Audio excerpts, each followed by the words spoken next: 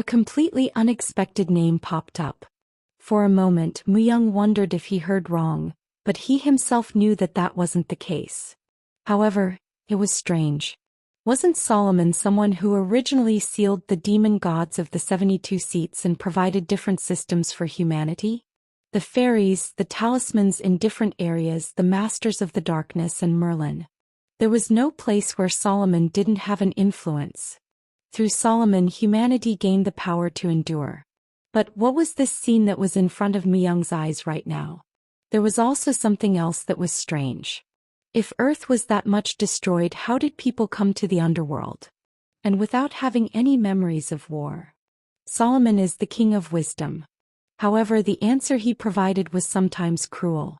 Lucifer didn't say anything besides this. Seemed like he knew a lot more. However, he didn't try to talk about it. As if it was an unwritten rule, he seemed reluctant to discuss it.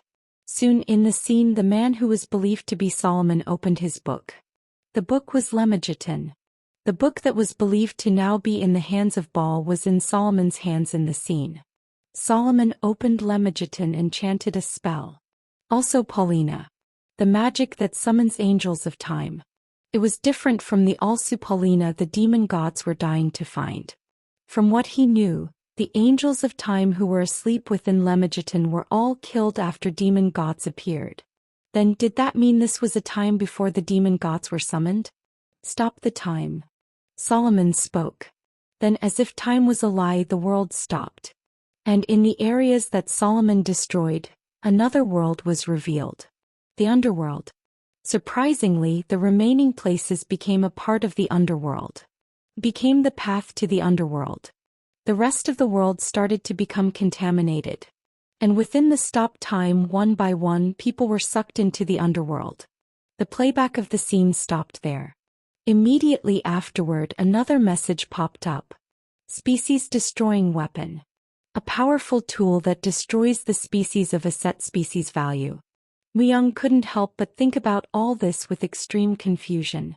If it is Merlin, he should know more details about this.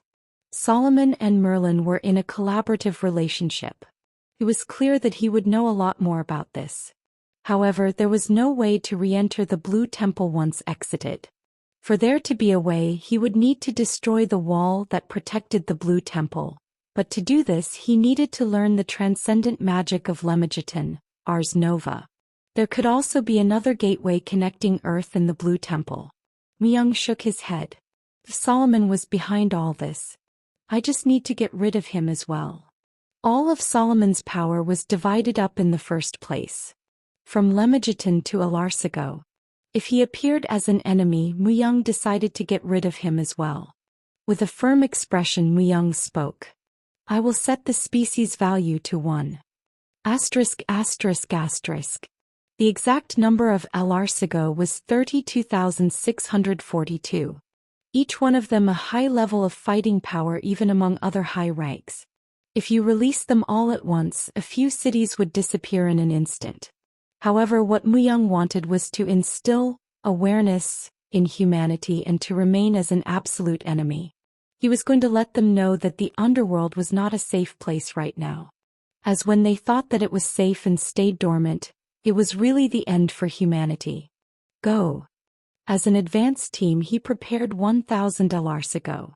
As he set the species value to humans, they would attack whenever they found a human. Among them, he sent half to the great city. He arranged it so that 300 would go to Mulalin and 200 to mid-sized cities. Only pure strength will work against Alarsago. If their powers weren't pure, they wouldn't be able to pierce through the Alarsago's barrier. If humanity realized this, they would try harder to gain and raise their pure strength instead of other means. And such purity was also deadly to demons. Muyang was done conquering the noble castle. As he had gained everything he wanted, there was nothing more to see here. He started to move with the rest of his army, about 40,000 specters and 30,000 Alarsago. Fully. However, the intense atmosphere they gave off was completely deadly. The great city was still active. The beginners, who entered every month, and the established groups. as well as the people in between who harmonized and kept the balance. Ah, you're here. I was waiting for you, Fighting King. Follow me. Horan is waiting for you. A bald, muscular man. The man called Fighting King entered a glamorous 12-story building. A scent permeated the building. The Fighting King frowned as the scent made him feel like he was going to lose consciousness. Women wearing light clothing tempted the Fighting King with their slender wrists and arms. There was no woman who wasn't beautiful, and they all had their distinct features. It was the best entertainment place where they sold women and their talents. However, as it was strictly regulated, not everyone could enter this place. Unless they were of similar rank to the children of the 9 guilds or the 5 great clans, it was impossible to enter. However, the Fighting King was an exception. As he was one of the top 10 strongest people and was well known, his fame was at another level. It is here. The man who led the Fighting King to the 12th floor made a slightly sad expression. Although he was quite talented enough to be the guard, he wasn't able to enter this place as he pleased. As he could only enter this place once in a while, his sadness was understandable. However, the Fighting King didn't relax his expression at all. Instead, he gave off a deadly aura. Due to this, the man who guided him couldn't help but smile. Horan, the Fighting King has arrived. Please let him come in. Thump. There was no time for the guide to even open the door for him. The Fighting King just kicked the door wide open and entered. There, a beautiful woman in her 30s, sitting on the other side wearing a dress with numerous roses, caught his attention. She was Horan, the owner who managed this place. Heroine who had made this place from the ground up by combining Oriental and Western beauty. There wasn't anyone nearby who didn't know about her. Also, her hidden identity was that of the head of the Heavenly Maid clan. Although the clan wasn't part of the 5 great clans, they were still known to have as much power as them. What is the Fighting King doing here? Don't try to play games with me. You should know that I came to find my pupil. I even told you in advance when I would come by. But what did you say? Why am I here? If you were talking about Sparkle. The Fighting King interrupted her. Don't call her that ridiculous nickname. The reason why I entrusted my pupil to the Heavenly Maid clan was so that she could learn your unique, delicate movements. I never entrusted her to you so that she could become a courtesan. She is far from learning all our skills. And it is essential for her to be taught at this place as well. No, she has already learned it all. The Fighting King spoke with certainty. Then the woman Horan frowned. It is true that Sparkle's talents are amazing, but aren't you disregarding us too much? I'm not disregarding you. I am just saying that my pupil's talents have already reached the sky. Horan couldn't speak any further. As what the Fighting King had said was true. She was a true talent who was able to absorb their abilities so quickly in just a year. Horan tried her best to hide her talents. As if she didn't, she would have lost her to the other large clans. Either way, I am going to be taking my pupil. Where is she? At this hour she would be drinking. She wouldn't be pouring drinks to men, correct? The Fighting King's gaze was scary. A strong will by him could be felt that if she was to speak incorrectly, he would destroy the whole place. However, Horan shook her head and continued to speak. She should be drinking liquor. Inside a storage room filled with liquor, a girl in her teens sat on the floor. The girl spoke as she gulped down all of the liquor in a glass as well as a few side dishes. Ah, it's delicious. Burp. She was so drunk. Then she let out a sigh. They say life's bitter like liquor, but this is so sweet. It means that my life ain't that harsh, right? Her tongue was so twisted. There was already several empty liquor bottles rolling next to her. Then she spoke as she looked at a picture that looked like it was drawn by a child. Dad. Susie knew that her birth father had already crossed the path he couldn't return. Although it was news the Fighting King had told her, the feeling that only families could feel made her feel this way as well. After asking around for more and more information, she finally went to the Twilight Village. There the girl, Susie, found the shell with the same shape as her father. They said her father became assimilated by a monster and attacked the village. And that one man had defeated the monster. She believed her father had died then. Susie asked them for his shell in order to bury him. Dad, I'm living very well. I want to see Tehuanapa as well, but I don't have the courage. Tehuanapa is doing so well that I don't want to be a burden to him. Susie's shoulders drooped down. I also want to see Mr. Myung. But he also went to the same place as you. I'm doing well on my own. Screech. Then a window opened. When Susie turned to see who it was, a familiar bald man was there. It's my teacher. Although I asked them to teach you their skills, it seems like they taught you how to drink. A drink is life's friend. Did I say it wasn't? But it is still too early for you to drink. As he forcefully took the liquor glass away from her, she made a sad face. I'm all grown up though. I know you spent 2 extra years in the ancient ruins, but you are still in your teenage years. While she was exploring the ancient ruins, Susie had been confined there once. It was a place where time had stopped. Susie spent 2 years trapped there. After coming out from that place, Susie's attitude towards the fighting king had changed. She at least treated him like her teacher. Susie stopped being drunk. Her red face instantly turned back to normal. Her twisted tongue also come back to normal. I think my skill is similar to yours already. You are arrogant. You are far from surpassing me. Then would you like to duel? First let's. Thump. At that moment, a huge explosion was heard. A commotion started outside and the two tried to listen. What is it? What's happening? They say the wall has been destroyed. The wall. Did something invade? I don't know. Some spider-like things. Thud. Crush. The commotion didn't stop. It was certain that there was a huge occurrence. Susie lifted her head. Should we compete with that instead of a duel? The fighting king nodded his head and left the storage room. Susie followed him after covertly taking one of the bottles. Screech, screech. With a sound of metal being scratched, the spiders spewed out their threads. Zizik. Everything touched by the threads was melted, and from the mouth of the spiders, a powerful ray of fire that destroyed everything shot out. Where did such monsters pop up from? Where are the garrisons? Where did they go? The people couldn't help but be confused. Before the invaders arrived at the great city, the garrison should have stopped them or notified them of invaders, but there were no signs of either. The spider monsters that suddenly appeared destroyed the walls and climbed up them to attack the people. Their numbers were in the hundreds. There seemed to be about 500 of them. Sheet. Run away. There were more than 100,000 people living in the great city. Among them, more than half were able to fight when they were needed. But their attacks didn't work against the spider monsters. They were helpless. But within the great city there were many guilds. In the past, the great city had quickly recovered and strengthened their defense after suffering a lot of damage due to the appearance of the Sky Devil.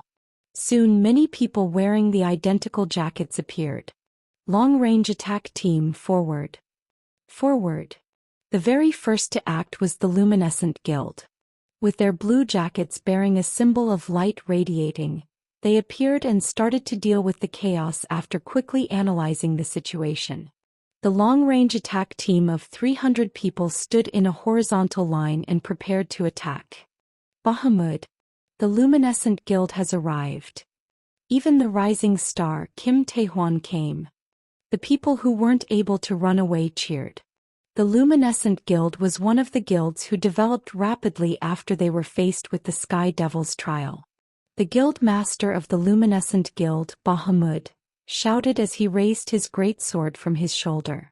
Destroy them all, wolves of the Luminescent Guild. 500 guild members who held short-ranged weapons quickly moved. Their teamwork was also good. The melee warriors distracted the spider monsters, while long-ranged attacks bombarded them. It went smoothly as if they were one body. It looked as natural as breathing. You could tell how hard they had trained from how the scene played out. The last 2 years. After the Sky Devil's trial occurred, The great city was clearly divided between those who progressed and those who were unable to cope with the changes. And the results of this progress showed. "Pjelp, please save me." A woman fell on the ground and screamed out loud. The spider monsters didn't distinguish between men or women. They killed humans as soon as they saw them. A spider that saw the woman on the ground was approaching her. The monster grew more terrifying as she saw it rip humans apart with its 8 legs as if they were toys. As the spider was about to tear the woman into pieces, a man appeared.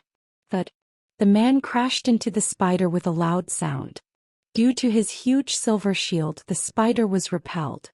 "Are you okay?" "Thank you. Please get away from this place. Have trust in us wolves. Go." The woman forcefully held her sprained leg and stood up. Then the blue-coated wolves surrounded her. "Captain Taejuan. I think they are using the immune skill." The man called Taejuan got up with his huge shield and looked at the spiders again. Behind him, 100 members stood in rows. Immune skill. The man, Taejuan, observed the spider's movements. It seemed to absorb other people's attacks and was recovering. Why does only my strength work on them? Taejuan quickly thought about this. The strength he could control. Eradication. It rejected illegitimate power. Naturally, this power was extremely pure. Taejuan looked at the battlefield. It wasn't that people's strengths weren't working on them at all. Natural types of skills. Although it wasn't much, they definitely had an effect. "Everyone lose your magic weapons." "What do you mean?" "Get rid of their weapons." The team couldn't help but be confused. The veins on Taejuan's neck bulged. Impure powers don't work against them. Taejuan quickly discovered the spider's weakness. If one were to count those who worked the hardest over the last 2 years, Taejuan would definitely be on the list. However, Taejuan was still unsatisfied. This was because his goal was too great.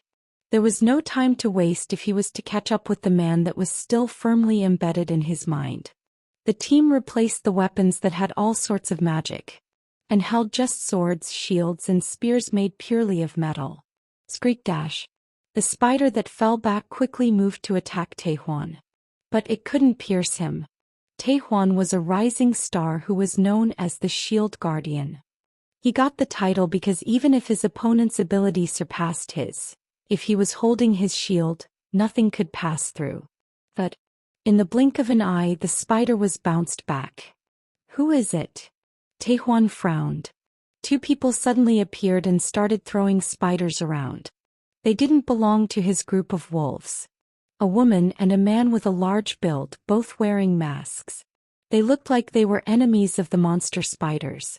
Like an intense wind, they ripped spiders apart. While doing so, the masked woman looked at Taejuan. As their eyes met, the woman bowed her head down, then stomped on the ground and flew up into the air. "Who is she? A master with a mask?"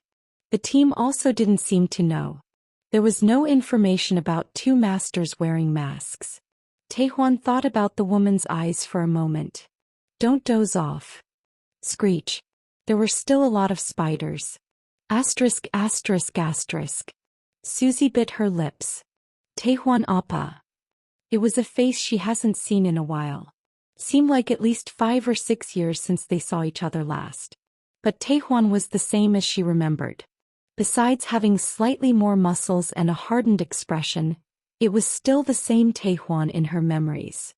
He had settled down and was now leading 100 members.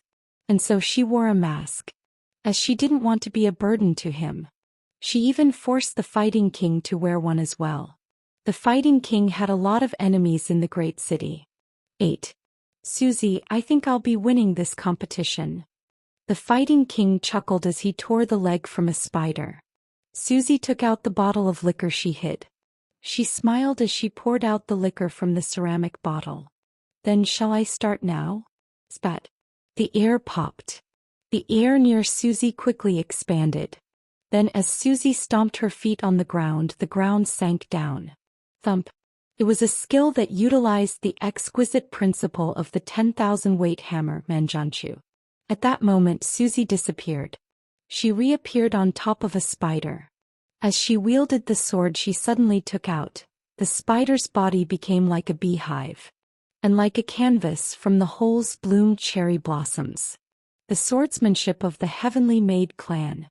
As the heavenly maid swordsmanship utilized increased weight and pure energy, the spider monster couldn't withstand her attack. You mixed something weird in there. The fighting king clicked his tongue as he watched her. She showed off her new mystery door technique as she mixed the principle of Menjunchu with the movement. As the movement had a good balance of energy, even the fighting king couldn't keep up with the speed. At least, in terms of speed, she was in the top 10 of humanity. Susie was like a fish in water. She quickly caught up to the game that started at 8 o'clock. I shouldn't be playing around any longer. The fighting king smiled. He now understood how one great pupil was better than 10 average pupils. However, as a teacher he couldn't lose this game. The fighting king also gave his all. While this was occurring, other guilds started to slowly appear after finishing their preparations. It seemed like the spider monsters were slowly dying off. Screech. Freak. That is, until more spiders climbed up the walls. How many are there? The wall is collapsing. When they were almost done clearing 500 spiders, as if that was just the beginning, more spiders climbed up the walls. No, they just destroyed the walls.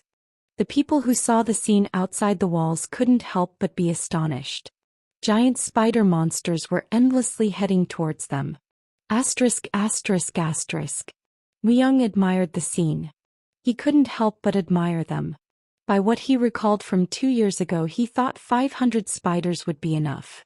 However, the resistance of the great city was strong. They quickly learned how to deal with the situation and destroyed the spiders. The great city changed after facing the Sky Devil's trial. This was truly the benefit of a trial. This was the hope humanity had. Not being dormant. Just by this they had gained much greater strength than they had 2 years ago. They collaborated their strength and, unlike the past, they weren't divided. They knew how to fight together against one common enemy. However, trials needed to be done periodically. For their unity to not die out, they needed a continuous driving force. Why couldn't they do this in the past? The past before Myung returned. Humanity was weak. One would wonder how it was possible for them to be so weak. It was because of the Forest of Death as well as the clans and guilds' self-centered interests. However, everything had changed after the Sky Devil's trial. The original selfish bastards mostly died or were in critical condition. Their vacancy was an opportunity for young, idealistic people. They became hope for the weak. This was why the present was different from the past. Now it is possible, they can change. Myung didn't expect this. He never expected them to change so much in 2 years. Myung was slightly thrilled. It had changed. It wasn't just a possibility. It was a result. I'll become an enemy to all. As he confirmed the result, Myung took the role of villain without hesitation. At Myung's gesture, additional Alarcigos started to move. Let's fight. As fighting endlessly was the only way live. Someone is quickly approaching. We will get rid of him. Then the 5 nine-tailed foxes who were assisting Myung started to move. Myung also noticed the presence of something approaching him. At least in terms of quick movement technique he was excellent. Someone was breaking past all the monsters and quickly heading towards where Myung was at. Perhaps they had realized someone was controlling the Alarcigo. The 9-tailed foxes swished their tails before vanishing. Their method of shortening distances was Shikuchi. Myung ignored them all. Right now he wanted to give the great city his full attention. There was a reason why he stopped so near to the great city. By using a bead one of the 9-tailed foxes had left behind, Myung could watch the situation in the great city in real time. The past has changed. We have changed. Just like how Myung had moved on from his past. Although they hadn't experienced it yet, they would definitely become different people from the past. Growling. Then 2 Chunglangs bared their teeth. It seemed like the 9-tailed foxes were unable to stop the person. An unknown presence was felt from nearby. As he turned his head, a woman wearing a mask slowly approached him. Kill her. As soon as Muyang gave out the order, the two Chunglangs immediately ran towards the woman. The masked woman was already covered with wounds. There was no way she'd be fine after going through all the monsters and the nine-tailed foxes. However, the woman in the mask even passed through the attacks of the Chunglangs. Amazing. Muyang made a small remark as he faced the woman who was approaching him. The woman, holding a sword, leapt forward to pierce the sword toward Muyang's front. However, the sword never reached Muyang. This was because as soon as the woman saw Muyang's face, she suddenly stopped. Stir? But after saying this word, the woman fell on the ground. Blood gushed out from all the wounds on her body. Kayak! An enraged Chunglang then chomped down on her. With its teeth pierced into her body, it wanted to eat her. Seeing this, Muyang raised one hand. King. Muyang noticed the presence of a small animal within the woman. It was a mouse the size of 2 fists. It wasn't just the emperor of the shrew mice. The Chunglang tried to show its teeth but it couldn't. Stop. Muyang spoke quietly. The Chunglang was enraged. In the distance, the 9-tailed foxes had also transformed. This meant that the woman in front of him had that much skill. However, the Chunglang didn't stop. Spat. Muyang grabbed one of Chunglang's tooth and crushed it. I said stop. The Chunglang was completely surprised as it quickly backed off. Then as the Chunglang's eyes met Muyang's, it quickly lowered its tail. Muyang slowly came to a realization. Killing isn't the only way. He had immersed himself in his role as humanity's enemy too deeply. This meant that he was still doing things the wrong way. He had found himself, but Muyang was still developing both internally and externally. What was certain was the fact that Muyang couldn't defeat all the demon gods alone. You couldn't kill all the demon gods just because you were strong. Certain conditions were needed. For example, in the case of Dantalion, you needed to see past the lie and find the truth. And with the famous demon Godamon, you could only face him with pure magic. There were several demon gods with these kinds of special conditions. And it was impossible for Muyang alone to satisfy these conditions. So, Muyang united humanity and tried to cultivate their powers to fight against them. So they wouldn't forget their fundamental reason for fighting. All Muyang needed to do was make them gather and stimulate them appropriately. But that didn't mean his role was to just show up and kill them all. Bei Suzy. Her half-ripped mask exposed her face. Was she now in her teens? The girl's face was laid bare. Although her appearance had changed quite a lot, she still looked very familiar to Muyang. Bei Suzy. The child he saw last at the Sky Library. The girl who collapsed was really Suzy. He had never expected her to grow so much that she could pass by even the Chunglangs and 9-tailed foxes. But Muyang remembered what Suzy had. The lineage of light had laid its foundation. The power that was closest to the source. Although it grew slowly at first, it was a power that developed uncontrollably once it bloomed. Her power that seemed to be condensed into a core, emanated outwards. It felt like the sun rather than holy. Additionally, it seemed like she had received another fortune as well.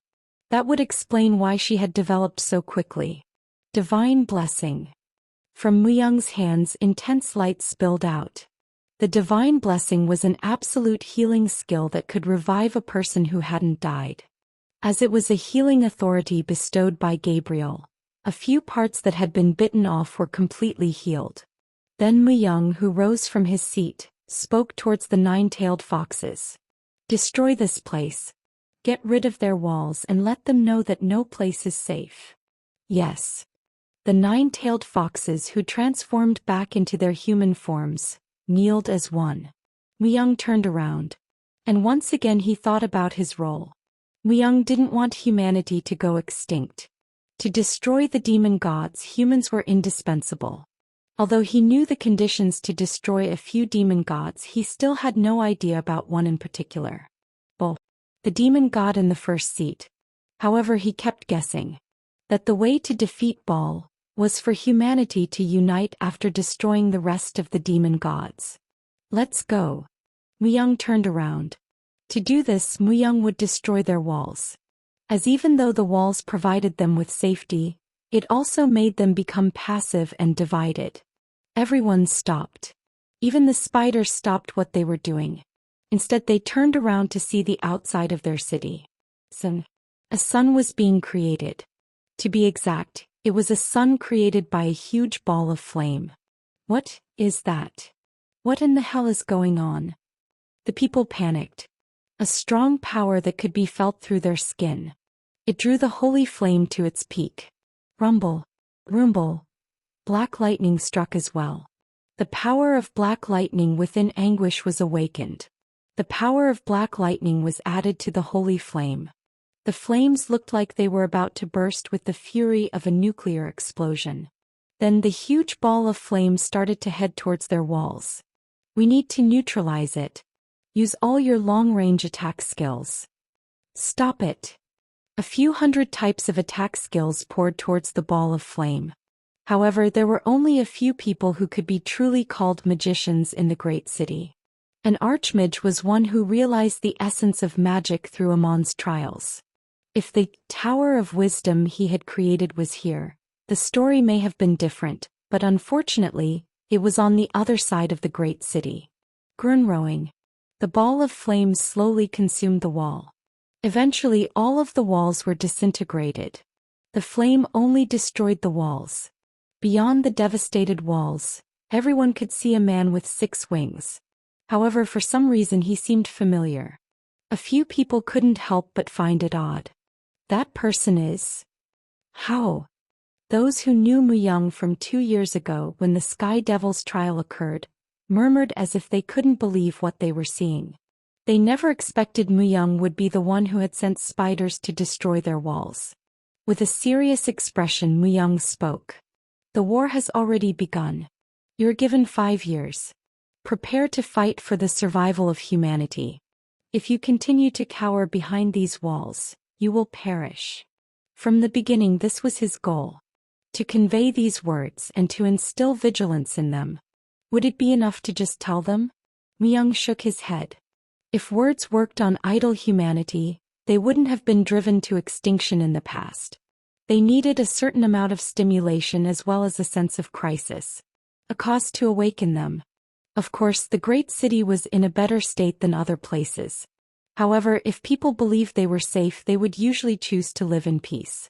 The only reason the demon gods and the demon kings weren't attacking humanity was their internal conflicts. Once their infighting was resolved, they would quickly act towards the extinction of all other species. Muyang was planning to stop the great calamity. However, to do this he needed to wait for the demon gods to assault the underworld. I'll buy you time. 5 years. He thought that that was the amount of time he could buy them after the demon gods ceased their petty squabbling. Diablo's appearance became a variable. Originally, it was normal for them to have more time. However, with Diablo's appearance, the internal conflict seemed like it would quickly resolve. As an external enemy tends to force warring parties to unite. More than anything else, by giving them the deadline of 5 years, he had basically created a drive for them to act for at least 5 years. Once a goal and purpose were clear, idleness would dissipate to some extent. You bastard. What did you do with my pupil? A masked man with a large build jumped up. After gathering a huge amount of energy, he stretched out his fist. Although he was wearing a mask, there was only one person who could produce that much energy with his bare hands. The Fighting King. There was no one else. Muyang stretched his hand out. Thud. Kook. The air exploded. However, it was the Fighting King who bounced out. Muyang countered the Fighting King's power, so that he would be attacked by his own strength. As Muyang had already surpassed a total level of 600 and was almost at 700, he had already surpassed the current limits of humanity. There are no safe zones in the underworld. Bang! Muyang spread his wings completely open. Then a huge tower fell in the middle of the great city. It was one of the towers from the noble castle. Muyang had summoned one of the 45 towers to the great city. As a symbol of sorts. Everyone looked at the ominous black tower. By the time they turned back, Muyang had disappeared. It wasn't just the great city. All cities and villages above a certain size had a black tower dropped from above. The towers were deeply rooted and became huge symbols. It was also the same for the holy city of Mulalin. Following the attacks of the spiders, a black tower. What is truly happening? A cardinal inside the basilica let out a sigh. In this place, all the cult judges, cardinals, and high-ranking officials were gathered. A beautiful woman sat right beside the Pope. Hyacinth. A girl who had suddenly appeared one day and became the saintess of flower, was now a woman. With the highest strength and authority, she had even gained power equal to the Pope. Due to this, Mulalin was experiencing extreme internal confusion. Normally, two kings couldn't effectively rule over one country. This was the same for any group. There was no reason why Mulalin would be different. However, in the high-ranking officials' eyes, the power had already passed over to Hyacinth. As even the Pope was captivated by the flower's charms. Then the Pope spoke. It seems like it is a similar tower to the ones that appeared at the noble castle. Did the devotee we sent not return yet? Unfortunately, we lost contact with the noble castle. But as he said there was nothing inside the tower, it is truly an unknown cause. What shall we do? It was an incident that was troublesome to the Pope. When they were able to finally stop the spider's attack, a tower was placed in the middle of Mulalin. But there was nothing inside the tower.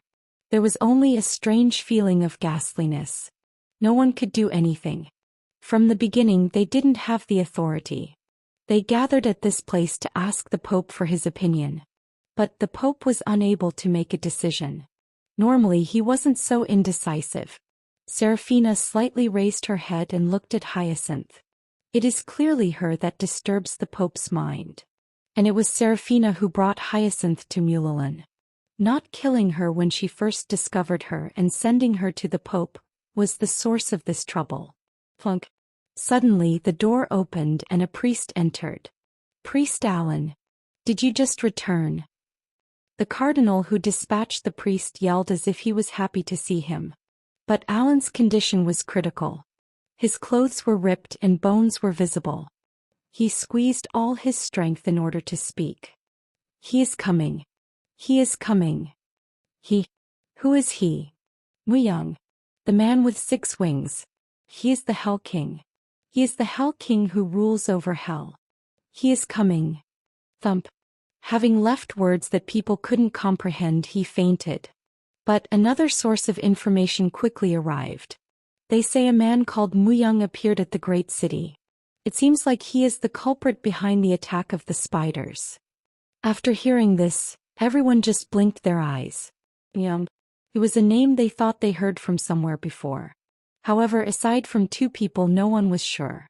Aya. The tips of Hyacinth's mouth went up.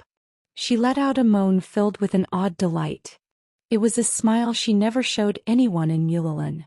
Everyone was lost in admiration of her appearance and her sound of joy. But Serafina, one of the cult judges, wasn't lost. Muyang.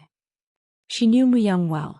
She had searched for him for 2 years without success. So why did he appear at the great city? Serafina was in a hurry. She wanted to go and confirm it herself. If he really was Muyang, why was he doing this? This was because, to Serafina, Muyang was the only angel in the underworld. There are no angels in the underworld. Perhaps just like everyone said Muyang wasn't an angel? I need faith. The faith to find the real truth. Serafina closed her eyes. She shouldn't jump to conclusions. She needed to find the truth that was hidden within. The truth, or if it was a lie, she needed to confirm it with her own 2 eyes. As there were many times when God's will was hard to interpret for humans. Apart from her, one more person reacted. The woman who reacted strongly to the name Muyang. Hyacinth was thrilled. He came. Finally, he came to me. Hyacinth had no memories of the past. She just felt like she needed to wait. When she heard the name Muyang, her world changed. A savior in the dark. The object of her fear and the person who owned her affection. She was certain that the person who she longed for and waited for was Mu-young. She thought that Mu-young would take her with him once he appeared. She felt like she could finally leave this boring place and find her true self. That was what she thought. Although it wouldn't take long to realize that this was not true. Hyacinth didn't care what Mu-young did. To her, the fact that he appeared was most important. Hyacinth. Everyone looked at Hyacinth as if they found her behavior strange. Hyacinth rose from her seat and suddenly started to head out. While barefoot. I need to quickly make myself more beautiful. So that when he comes, he will see my most beautiful appearance. Hyacinth was also in a hurry. King cried. Even though it was the emperor of the shroom mice, he cried with his small body that was only the size of 2 fists. It was doing its best for its fallen master. Beside it, even the fighting king was there. The injuries were all healed, so what is the problem? Later in the evening, Bei Suzy was groaning under the bonfire. However, she was still unconscious. Although her energy levels were higher than before and she had no wounds, she was still unable to wake up. Is there a psychological issue? He couldn't feel any presence of a curse either. Then, the only possibility seemed to be related to the mind, but there were so many things that could be the cause. However, Suzy was a child with a strong mentality. If this wasn't the case, her mentality would have crashed much earlier. When she found out her father had died, or even before then, there were many events that could have influenced her. Suzy overcame all of it. Even the fighting king even admired her. No, as if she was dreaming, she murmured. What are you saying no about? Speak. The fighting king was very frustrated. It had already been 2 days since she started to sleep as if she dead. Because of this, they were unable to get far away from this place. Suzy suddenly disappeared while hunting the spiders after saying how she found the host of the spiders. Then the man called Mu-young appeared and attacked the great city. The fighting king thought Suzy had died. So that was why he moved to kill Mu-young. Of course he couldn't kill him. To do so, there was too great of a difference in their level. It was a feeling the fighting king couldn't even feel for most ancient dragons. Then he pulled himself together and searched for Suzy. Although it was a huge relief when he found out that she was alive. But with her condition like this. Please don't go. Then Mr. Don't go. Tisk. He clicked his tongue. And dropped his head. The truth that the fighting king kidnapped her didn't change.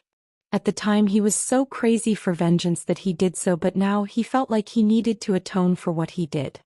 As she couldn't even confirm her father's death and could only touch his dead body, it would have traumatized her. I'm sorry. After growing old and accepting a pupil, his urge for revenge has become small. Suzy had basically changed the fighting king.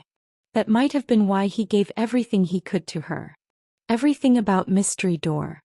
He was teaching her all of what he had learned and realized. He thought this was the only way he could atone for what he did. By giving her the strength to live in the underworld. But he probably wouldn't be able to cancel this debt for a lifetime. The Mr. she is calling out is probably the man she talked about. Whenever she had a chance, Suzy talked about Mr.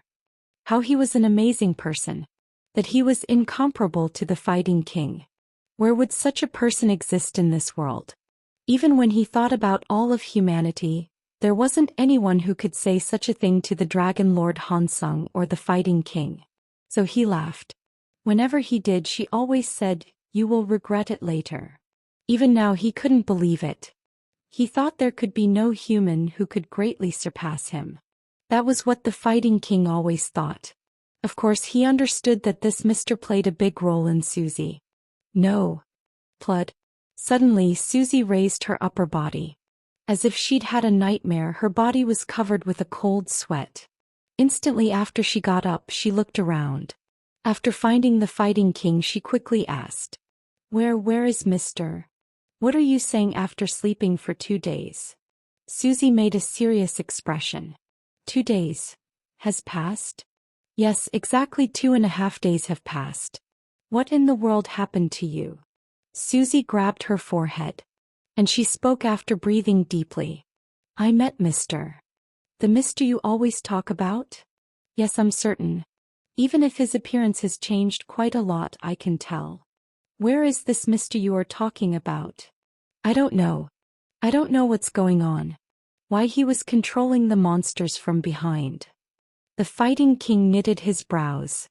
Are you saying that he is the main culprit behind this? Susie nodded her head. The main culprit. Yes, you could say he was the main culprit. But she still couldn't believe it. Although the Muyang she knew was cold and quiet, he was someone who always tried to find the best way. She thought there was definitely a small amount of warmth within him, and that he wouldn't do something without gaining something from it. There must be a reason. A reason why he needed to attack the great city. Susie tried her best to find the reason. Currently she was overwhelmed just from the fact that Muyang was alive. He wasn't dead. She thought he died inside the Sky Library. She thought she wouldn't be able to see him again. Didn't she escape alone and cry for a few days and nights? But he was alive. Even if his appearance had changed, he was definitely Muyang. I need to look into it. Do you? Where did he go? He is dangerous. He is more dangerous than anyone I have ever met. The Fighting King was already sick and tired of him. The man who deflected his full power attack as if it was a joke. In front of the overwhelming difference in their level, the Fighting King felt a wall. A wall that couldn't be climbed over. He believed Muyang had reached a level that no human had ever reached. Perhaps the Fighting King felt this way because he felt like he had reached his limits. However, what the Fighting King said was true. Although he had seen numerous monsters and demon kings, he had never felt such danger before. They shouldn't interfere with him. Especially Susie. She would be swallowed up by his darkness. Then I'll go alone. Please don't stop me. Susie was firm with her decision. She wanted to find out the truth. Muyang was very pragmatic. He would not have attacked the great city without a reason. She wished to find out the truth. The Fighting King no longer had any reason to stop her. As she had basically caught up to his level, he would need to fight to the death with her if he wanted to stop her. Must you really do so? The Fighting King's gaze changed. Still, he needed to stop her. The man called Muyang was far too dangerous a person. Are you going to stop me? I would like to stop you. Then stop me. Susie got up from her seat. Susie's gaze was very aggressive. She pulled out her sword and got into position. Try to stop me if you can. She looked like she would definitely go even if her life was at risk. There was no way the Fighting King couldn't read her expression. You won't be able to handle it. Who are you to decide my limits? The Fighting King stopped talking. It was true. There were no limits with Susie. That was something even the Fighting King knew. She possessed a more amazing ability every time he saw her. However, he couldn't help but feel as if he was leading a child set out on the river alone. I'll go with you. The Fighting King spoke after dropping his shoulders. No teacher could deny their student. The saying was correct. Susie looked at him as if this was unexpected and put away her sword. Growl. At that moment a stomach growled. It was heard from Susie's location. Susie shrugged her shoulders. Then let's eat first. King, you're also hungry, right? King got excited and spun around on top of Susie's shoulder. Haha. The Fighting King shook his head. She was an amazing child in many ways. Muyang moved back. All of the city walls were destroyed. There was nothing holding them back now. The walls symbolized many things, and as it was destroyed, the people realized that it wouldn't be enough to help them, and would search for other means to try to protect themselves. In addition, the tower was a symbol for them to not forget him. For 5 years, the tower would be regarded as an omen. Muyang would truly become the incarnation of an omen. I don't care. Muyang walked. And behind him, numerous monsters followed. Among them there was also Taken. What are you going to do now? Are you going to meet the other undead? I'm going to return to the demon god's territory. This was enough. Muyang had provided guidance. It wasn't his concern if they follow it or not. He warned humanity and instilled awareness. Although he wasn't certain if that would be enough, if he went any further, it would be like appending an anthill. Muyang didn't really know what was good enough. To do that, we need to hunt the Sky Lord. They say the demon gods placed him in the border of the demon gods' territory to stop Diablo's army from entering. Sky Lord. He had heard the rumor that an incredibly enormous monster was at the border of the demon gods' territory. But Muyang didn't care. No matter what it was just a monster. He didn't plan on struggling against a monster that wasn't even a demon god. However, Muyang couldn't relax. Since a while ago he'd felt an unknown presence. Someone is following me. Muyang's senses couldn't be deceived. They were able to hide without Taken noticing. It seemed like no one else felt its presence. Muyang spread his wings. He flew up into the sky and sliced a cloud. Swoosh. With a small sound, the cloud was split in half. Muyang was able to discover an assassin hiding inside it. Ataraxia. He was an assassin Muyang gained in the past. He was able to control snakes and was a master in killing off his presence. Muyang never expected him to hide inside a cloud. Ataraxia's shoulder had a long cut through it. However, as if he couldn't feel any pain, Ataraxia landed on the ground and kneeled right away. But it wasn't an indication of obedience. There was no feeling that he was bound to Muyang. Rather, it seemed like he was bound to another person. Muyang frowned. What are you? As Muyang asked, Ataraxia replied. Master Bei Sungmin wishes to see you. Bei Sungmin. Muyang remembered. There was no way he couldn't. He was Susie's father and at the same time, a lich who assisted him closely. He was an indispensable loyal servant like Taken. However, Muyang frowned. What Ataraxia said meant that he wanted Muyang to go see Sungmin. But that couldn't be possible. While Muyang was away, it was good that Sungmin kept a connection with Ataraxia. But in this situation, Sungmin should have been the one to come see him, not Ataraxia. Where is Sungmin? My master is at a very deep place. Please forgive him for not being here, due to unforeseen circumstances. Due to unforeseen circumstances, you say. However, Muyang couldn't feel any sincerity. Plus, Ataraxia didn't even tell him Sungmin's exact location. As if he was being tested. That was right, Ataraxia made Muyang feel like he was being tested. How dare he? Muyang spread his wings and shot thousands of feathers towards Ataraxia. Swoosh. Ataraxia avoided his attack. Normally, this was something that could not happen since Muyang created him and controlled him. His undead usually accepted whatever Muyang did to them. But right now he avoided Muyang's attack. This also showed Sungmin's intentions. What a foolish thing to do. Sungmin. He knew Muyang's personality. For him to still conduct this sort of gamble meant he had now totally left Muyang for one reason or another. If he had left him, Muyang couldn't let Sungmin live. Sungmin knew too much about Muyang to let him live.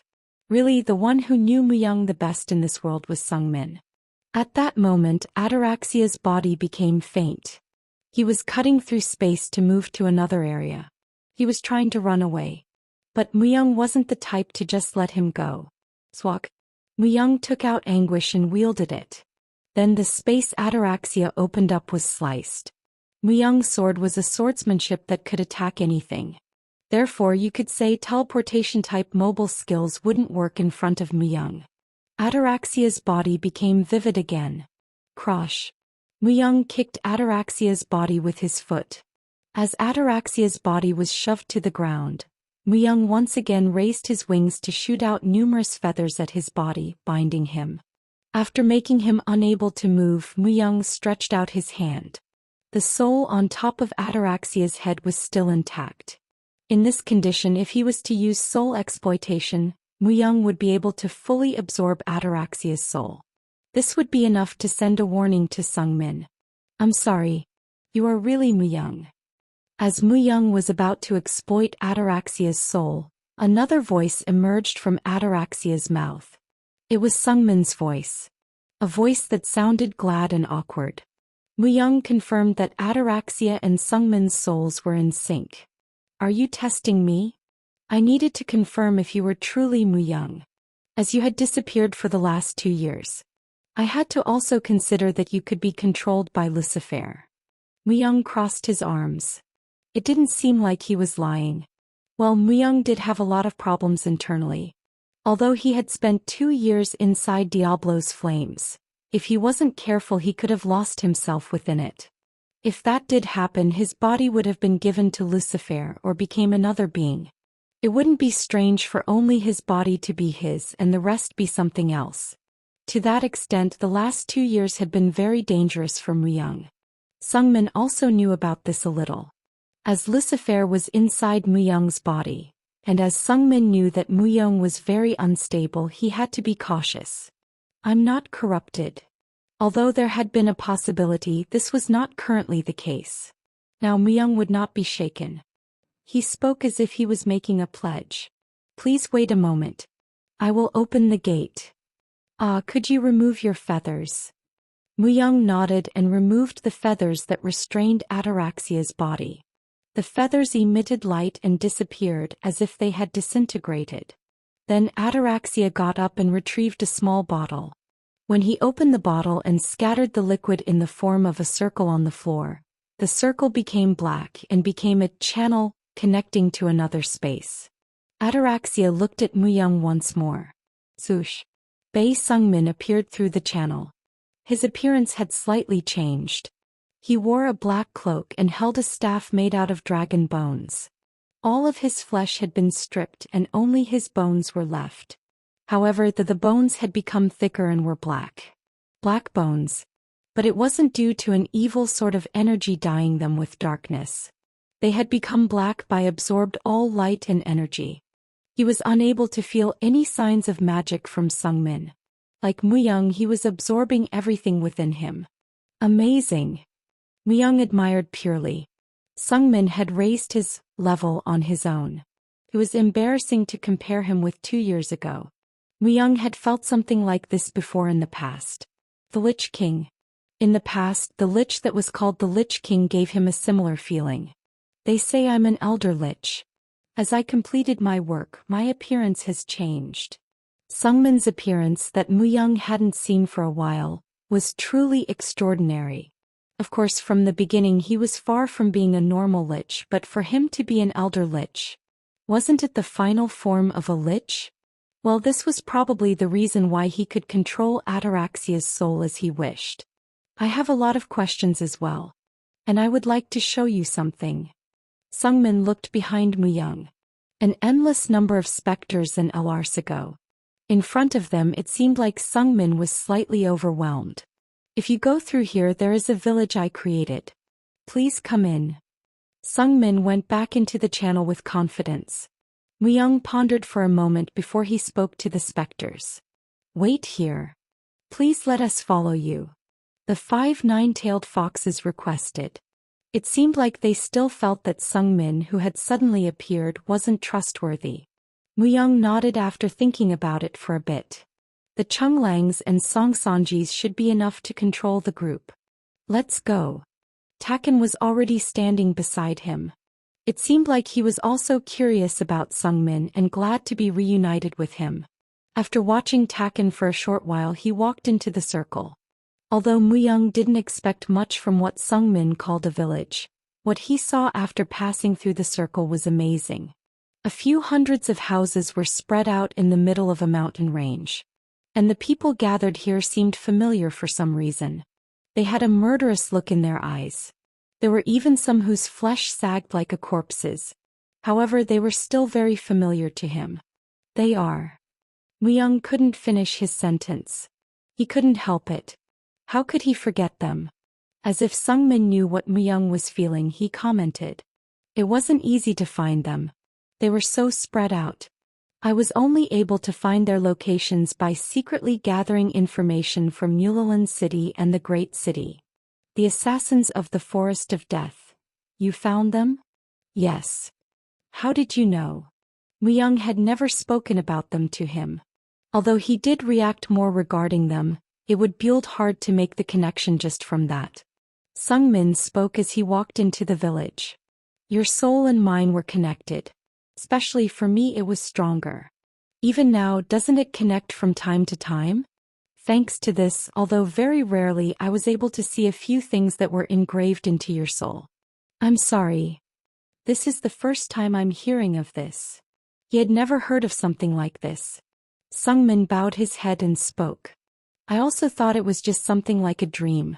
Like a dream I would forget it. But as time passed I realized that I wasn't the person concerned. Sung-min's memories weren't exact. There were a lot of blank areas. Even enough for him to forget about Suzy. But now he seemed to be stable in many ways. Should I have not done this? No. You did well. Mu-young spoke sincerely. After killing Wang Chunlin, Mu-young had entered Diablo's trial right away. Normally he would have found all the locations of the Forest of Death and liberated the people. But because he was trapped inside he wasn't able to do so. Sung-min had done it for him. How could he not be happy? Then Sung-min spoke with a concerned tone. Although I have found them, they were already having a lot of problems. As I'd expect. Especially in terms of brainwashing, there wasn't much I could do.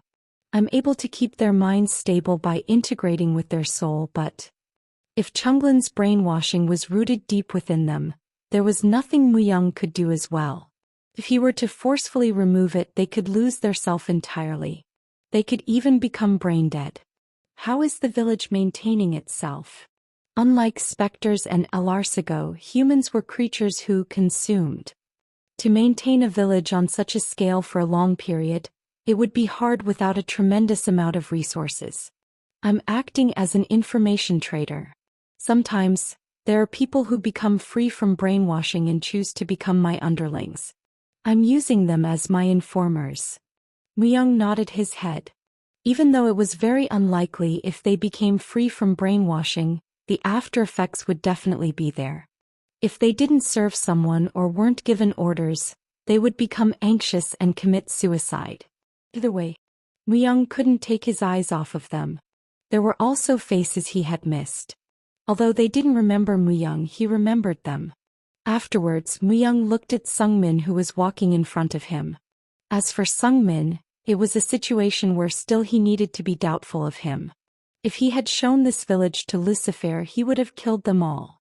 Thank you. Sung-min couldn't reply right away. It was the first time he had heard Mu-young thank him. And Sung-min answered a bit late. It was something obvious that I needed to do. You don't need to thank me. Mu-young had a long talk with Sung-min. Although it was mostly Mu-young listening to him, what Sung-min had accomplished in the last 2 years was quite interesting. I have been following Diablo's footsteps. And I have confirmed that like the other demon gods, he has been collecting the Fisher Stones. Is there a reason why Diablo is collecting the Fisher Stones? Diablo has summoned numerous armies, and they were all called by using the Fisher Stones. Diablo was collecting Fisher Stones? A Fisher Stone was a stone that opened and closed fissures. Mu-young had been asked to collect 3 Fisher Stones by Gremory. To stop his army, the demon gods have placed a strong evil spirit on the border of the demon gods' territory. Sky Lord. Yes, it is an artificial evil spirit that was created solely to fight against Diablo. Thanks to this, they say Diablo is unable to enter the demon gods' territory. Artificial evil spirit? You mean someone created it? I'm not sure who created it. But it is clear that it's a strong evil creature, strong beyond comprehension. I also need to enter the demon god's territory. Mu-young needed to go to the demon god's territory to advance to the next step in his quest. However, if the Sky Lord was blocking the path, it would be problematic. Sung-min pondered for a moment before he spoke again. Devils are able to cross freely. I know a devil. If it is him, he would be able to help us cross. He knew a devil? And a devil was going to help them? It was something he had never thought of before. Sung-min continued to talk. He is a devil who is obsessed with trades. If we give him something that he wants, he will surely guide us past the Sky Lord. Fissure Stone.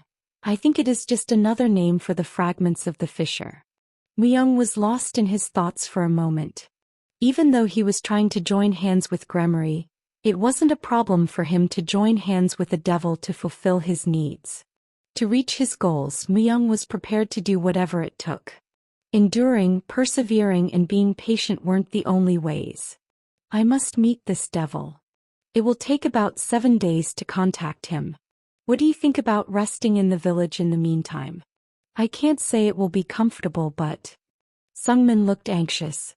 As it was a place he created and developed on his own, he was slightly hesitant even though he was an elder lich. I will do so. Rather than look around the village, he wanted to check out the assassins who were living here again. He had never expected Sungmin to find each and every one of them and gather them to this place. Slowly, little by little. He wanted to move forward even if it was only by a little. Wouldn't it be good to do things himself? Although they might not make a big difference individually, these little things would all add up to change the world. Myung didn't know about a lot of things, but he knew about the truth. Swoosh. Shadows gathered on top of branches. Men wearing masks. Myung was leading them from the very front. Nod. After looking into each other's eyes, they nodded. The sign for starting the mission. The target was the man called the Lion King. He was called the Lion King because he had a brown beard like a mane. He held a huge great sword that had a symbol of a lion and made his enemies fall like leaves of a tree. Why must they kill him? There was no reason. They just followed orders to kill. It was the same for all the assassins who were gathered here at this place. Just pups are gathered here. On a narrow hill the attack began. Numerous assassination techniques and traps they had placed beforehand. They attacked his weaknesses. However, the Lion King didn't die. Although he did receive a huge wound, he grew much stronger, like the sun shining brighter before it sets. The assassins felt the unexpected change. They tried to withdraw before attacking once more, but his reinforcements were approaching. Then the assassins decided on who they should sacrifice. Starting from the weakest one, they threw themselves into the Lion King's grasp. Without hesitation. While the Lion King sliced up the body, another assassin attacked the Lion King from his back. That was how the assassins died, with the weakest one first. They left the stronger assassins alive, those who had a higher chance to kill the Lion King. Then only Myung was left. Just, 'cause a bunch of pups come after me, do you think you could kill a lion? Zep. Myung pierced a dagger into the middle of the Lion King's forehead. And without regrets he turned back. Even when Myung was the only one alive after completing the mission, Myung didn't feel any emotions. It was a world where the weak died and the strong lived. Just that. As he opened his eyes, he saw the ceiling. Sungmin's village. Myung shook his head. The dream had felt so real that he wondered if he was dreaming when he woke up. However, soon Myung remembered how he was invited to Sungmin's village and was staying here. He felt like he slept well for the first time in a long time. He felt like he had laid in bed for a few days. This place felt right to him. Myung got up and headed out after making the basic preparations. A lot of people who were assassins in the past lived here. Hee. However, they looked miserable as they leaned against their house or rolled on the ground laughing. They were still unable to free themselves from Wang Chunglin's brainwashing and were suffering. Among them there were assassins whom Myung saw in his dream. Myung looked at them subtly. Camaraderie. There was nothing of sort. They helped Myung because they wanted to increase the chance of completing the mission. But what was this strange feeling? Of course he must not help them. Chunglin's brainwashing was something that shouldn't be meddled with. If someone couldn't overcome it on their own, a powerful reaction would occur. Myung, my master is calling you. A man with a mask appeared in front of him. The man was also an assassin. However, he was able to overcome some degree of the brainwashing, and was acting as an informant. He said a visitor has arrived. Myung nodded his head. It had only been 5 days since he entered the village. It was a bit faster than he had expected, But he needed to see the devil if he had arrived. As it could be a devil he was familiar with. A devil with black hair and black skin was drinking tea. Myung knew the moment he saw him. No, from the moment he woke up he knew that a quite strong devil who had the powers of darkness had entered the village. The devil turned his head and looked at Myung. Then the devil's eyes became large. Was it because he could read the darkness that could be felt from Myung? Who are you? I have not seen a demon king like you, but... He said Myung was a demon king. He wasn't wrong. However, he was curious. Why do you think I'm a demon king? As I'm a demon king. Isn't it natural for demon kings to recognize another? Myung raised the tip of one of his eyebrows.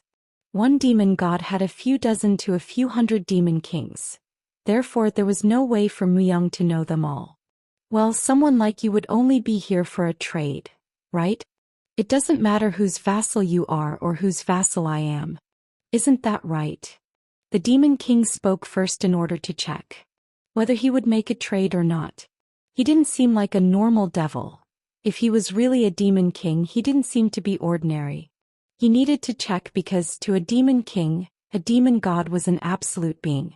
For the demon god he serves, he needed to do whatever was ordered. It doesn't matter. Myung agreed. It was rather welcome if he acted this way. So Myung sat opposite from him. Soon Sungmin made another cup of tea and approached. Myung, this is a tea I cultivated. Sungmin carefully placed his cup in front of Myung, and when the man saw this he made a remark. It's surprising.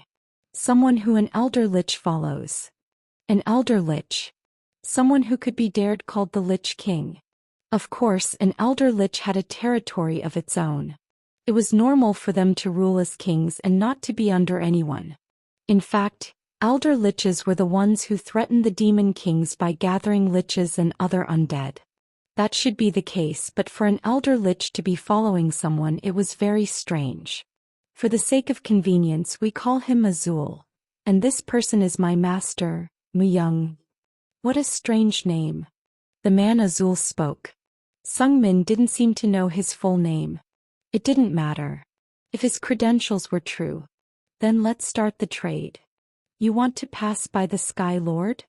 Yes, that is true. How many in number? Myung spoke without any delays. A bit more than 60,000. It was too much to make them all into talismans and carry them. As Myung replied, Azul rubbed his chin. An army of 60,000. It isn't that difficult to do depending on the trade. What do you want as a trade? What I want is something strange. I collect things that can't be easily seen, gained, or touched. In a word, what he was asking Myung to give was a mystery. Mystery. A mystery, he said. Myung himself could be called a mystery, but it was impractical to give himself to Azul. Then did he want one of the items Myung had? This should be enough. Myung took out the Greaves of Destruction. It was an item that could summon Baron. Anyone would widen their eyes and want it. As Myung was wearing Kingslayer's equipment, he no longer needed it. But Azul didn't seem happy to receive Greaves of Destruction. 20,000. For this equipment I can move 20,000. Not the other 40,000. You are greedy. What do you think the Sky Lord is? The Sky Lord is a creature that could even consume a godly creature. It is obvious to ask for a bigger price to safely pass such a creature. A creature that kept Diablo in check. Myung also knew that he needed to prepare for a huge loss to get past him. But Myung couldn't give him the equipment he wore. How about this? It is an item called a small chaos. Sungmin passed him a marble. Azul nodded after he looked at it. It is an item that awakened you into an elder lich. Although there isn't much content, it is very attractive. Azul put the marble aside. Then he spoke. All right, I will move your army of 60,000 past the Sky Lord. In 3 days come to the dark blue mountain. Swish. Azul rose from his seat. As he had gotten everything he wanted here, he left without any regret. A demon king who doesn't truly show himself. Also, for him to be a demon king who had no subordinates following him, it was a rare sight to see. Muyang drank all of his tea and got up from his seat. If it was the dark blue mountain, it was difficult to fully prepare even if he started right away. The way to Dark Blue Mountain was relatively close to the path to get to the demon god's territory. You could see the demon god's territory from the top of the mountain. Muyang was lost for words for a moment. It's big. It was endlessly big. No words escaped his mouth besides that. Sky Lord. It was a huge snake. Could probably touch the sky or ever go past it. Muyang could feel a sense of greed from it, that it would devour everything. It was similar to the authority of greed within anguish. He never thought the Sky Lord was that sort of a monster. Well, it had to be that sort of a monster to try and stop Diablo.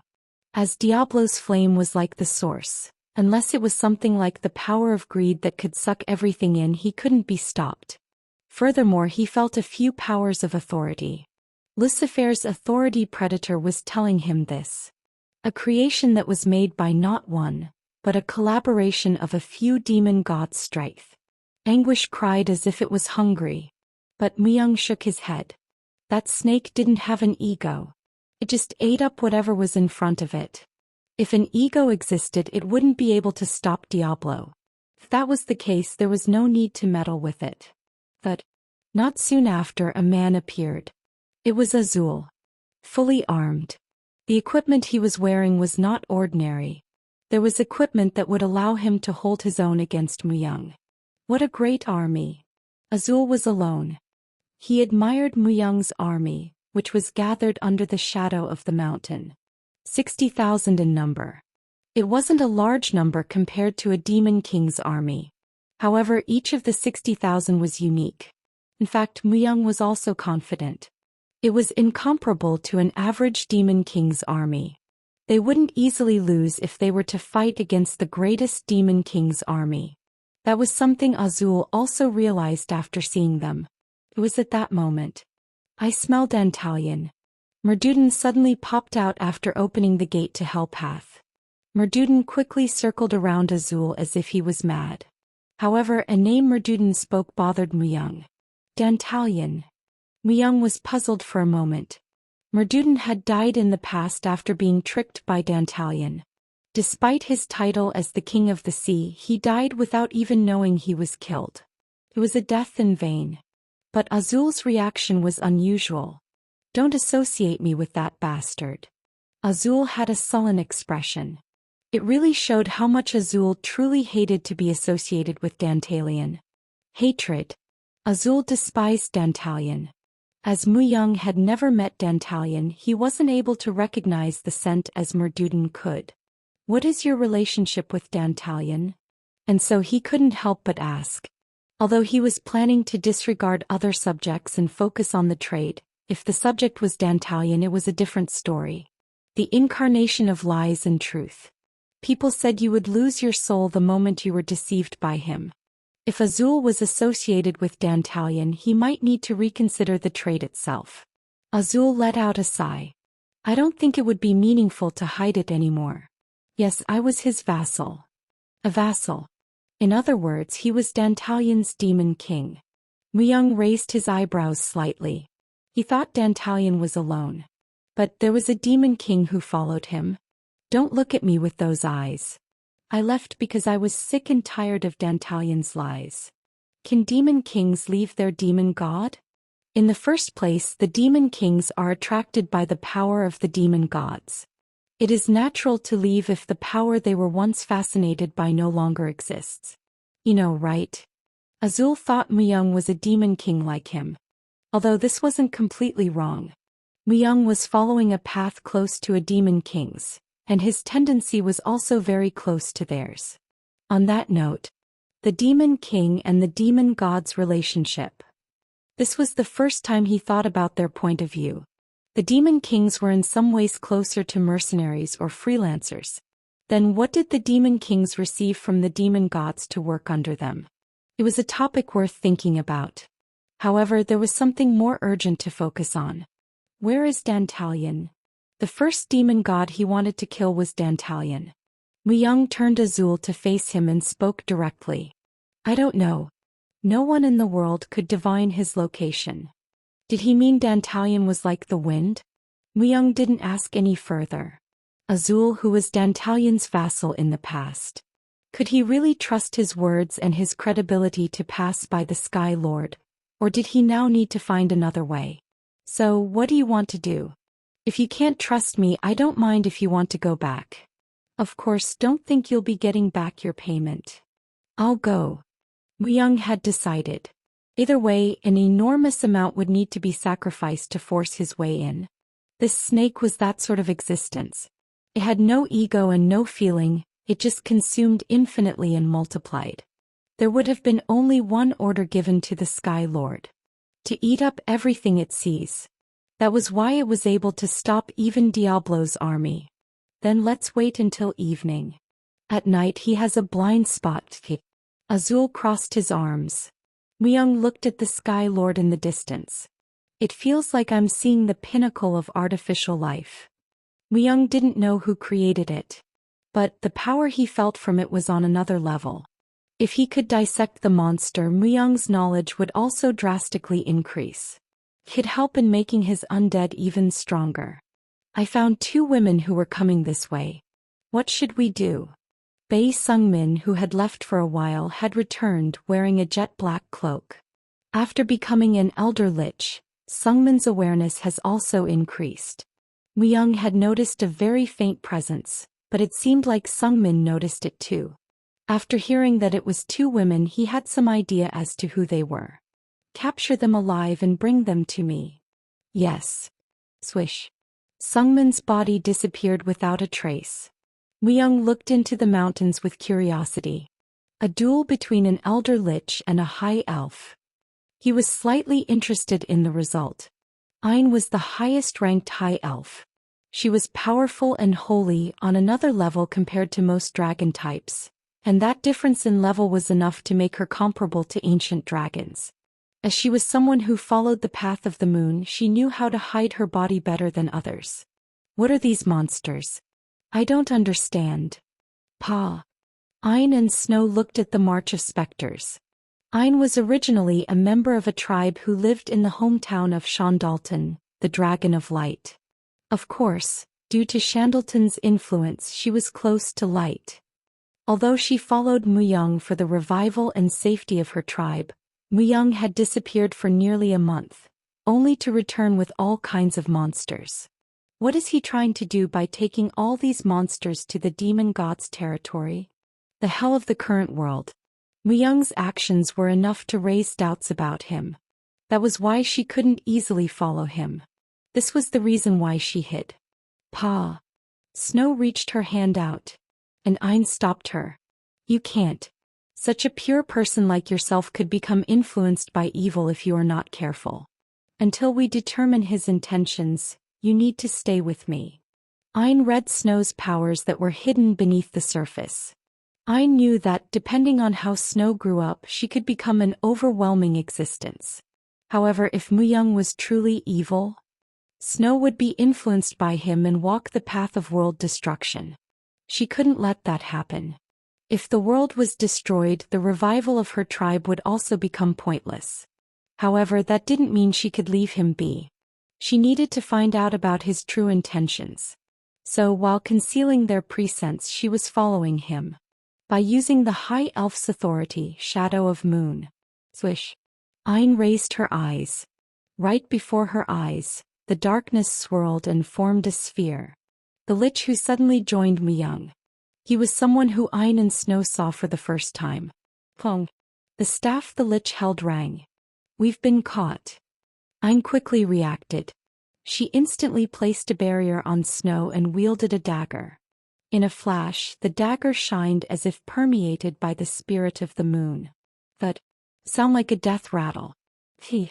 Black flames rose. 1, 2, 3. Holes were created on the ground and the number of flames increased exponentially. Sora. Ayn touched her earrings once. Then Ayn's appearance changed into a huge white eagle. Whenever she flapped her wings, an intense wind blew and fought against the flames.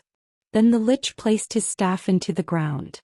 A few meters in area was colored with darkness, and within it, black hands appeared and tried to grab Ein. Ein couldn't avoid all of the black hands, which were a few thousand in number. Ein opened her mouth wide. And soon numerous particles of light heated up and exploded. Although the black hands that were approaching her had disappeared, she couldn't remove them all.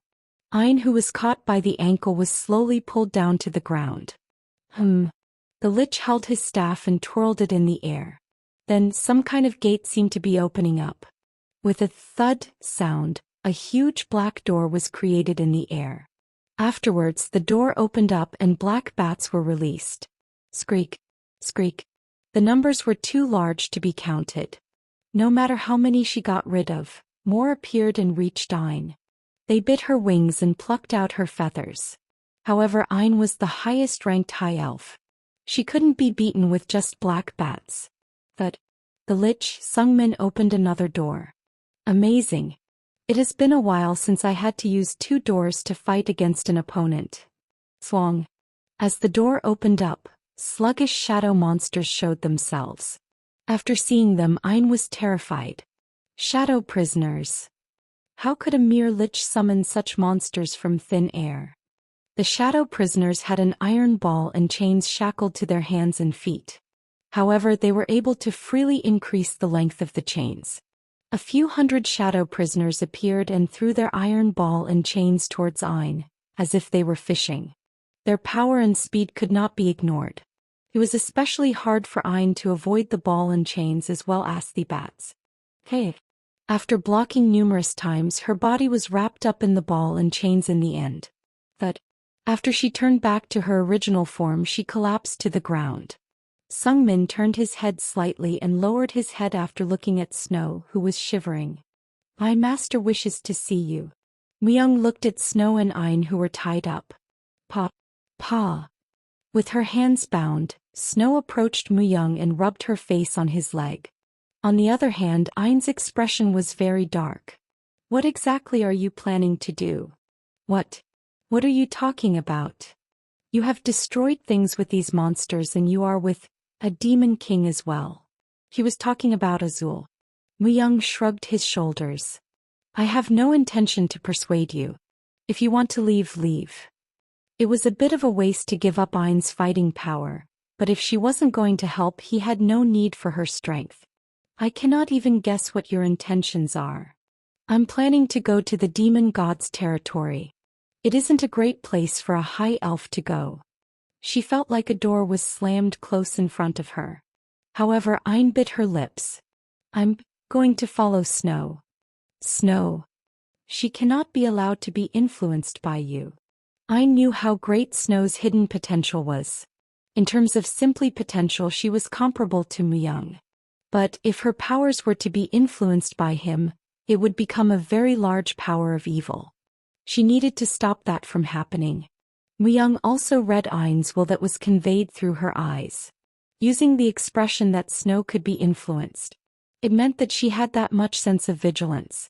Snow was a saintess in the past and was now an unknown existence. However, if one thing was certain, it was that she would surely add strength to fight against the demon kings and demon gods. And to fight against them, she couldn't be influenced by him. This was something Myung also agreed with. Do what you want. Myung looked in another direction. The sky was slowly sinking into darkness. The time has come. The blind spot Azul showed. In other words, the place the Sky Lord couldn't sense. Azul entered the territory. Every 14 days the Sky Lord sheds. Although it is an ignorant bastard that even eats up its own skin. Thanks to this, there is a blind spot like this once every 14 days. As it used its strength to shed, there were areas that it was unable to pay attention to. It isn't an adult yet? When Myung asked, Azul nodded. It continues to grow. It is scary because it adapts to all attacks and evolves. Then it seemed to be created to evolve and withstand Diablo's attacks. Asa pierced a hole into the shell the Sky Lord shed. We need to move before it eats up all of its shells. I'm not sure if we can do it in time though. Azul looked at Myung's army. There were too many monsters accompanying Muyang. From now on, don't even let out a sound. With a warning, he quickly moved. He pierced a hole and went out the other side. Muyang and Muyang's army moved a bit faster as well. Peep. That moment. A whistling sound could be heard from somewhere. Damn it. Azul frowned. The ground shook. The Sky Lord started to move. Fortunately, the target wasn't Muyang, but something that had started to attack the Sky Lord. Bang. Pow. The bomb burst and the world seemed to be engulfed in flames. Attack. From afar a voice like this was heard. Knights on horses led dozens of different species to attack the Sky Lord. However, they were unable to damage the Sky Lord at all. However, rather than the Sky Lord, Muyang was more focused on the one who was carrying out the attack on the Sky Lord. Baltan. The guardian of his territory, Baltan. The one Muyang revived as an undead. Muyang had ordered him to guard his territory in the demon god's territory. But why was Baltan at this place attacking the Sky Lord? It was fortunate that the Sky Lord had just finished shedding. Snakes that shed their skin tended to be weaker right after they shed. In fact, the Sky Lord's movement was slower than expected. The overwhelming size and strength were still there, but Baltan repeatedly chose the right timing to attack and retreat. It seemed like Baltan had deliberately waited for it to shed. It's actually a good thing.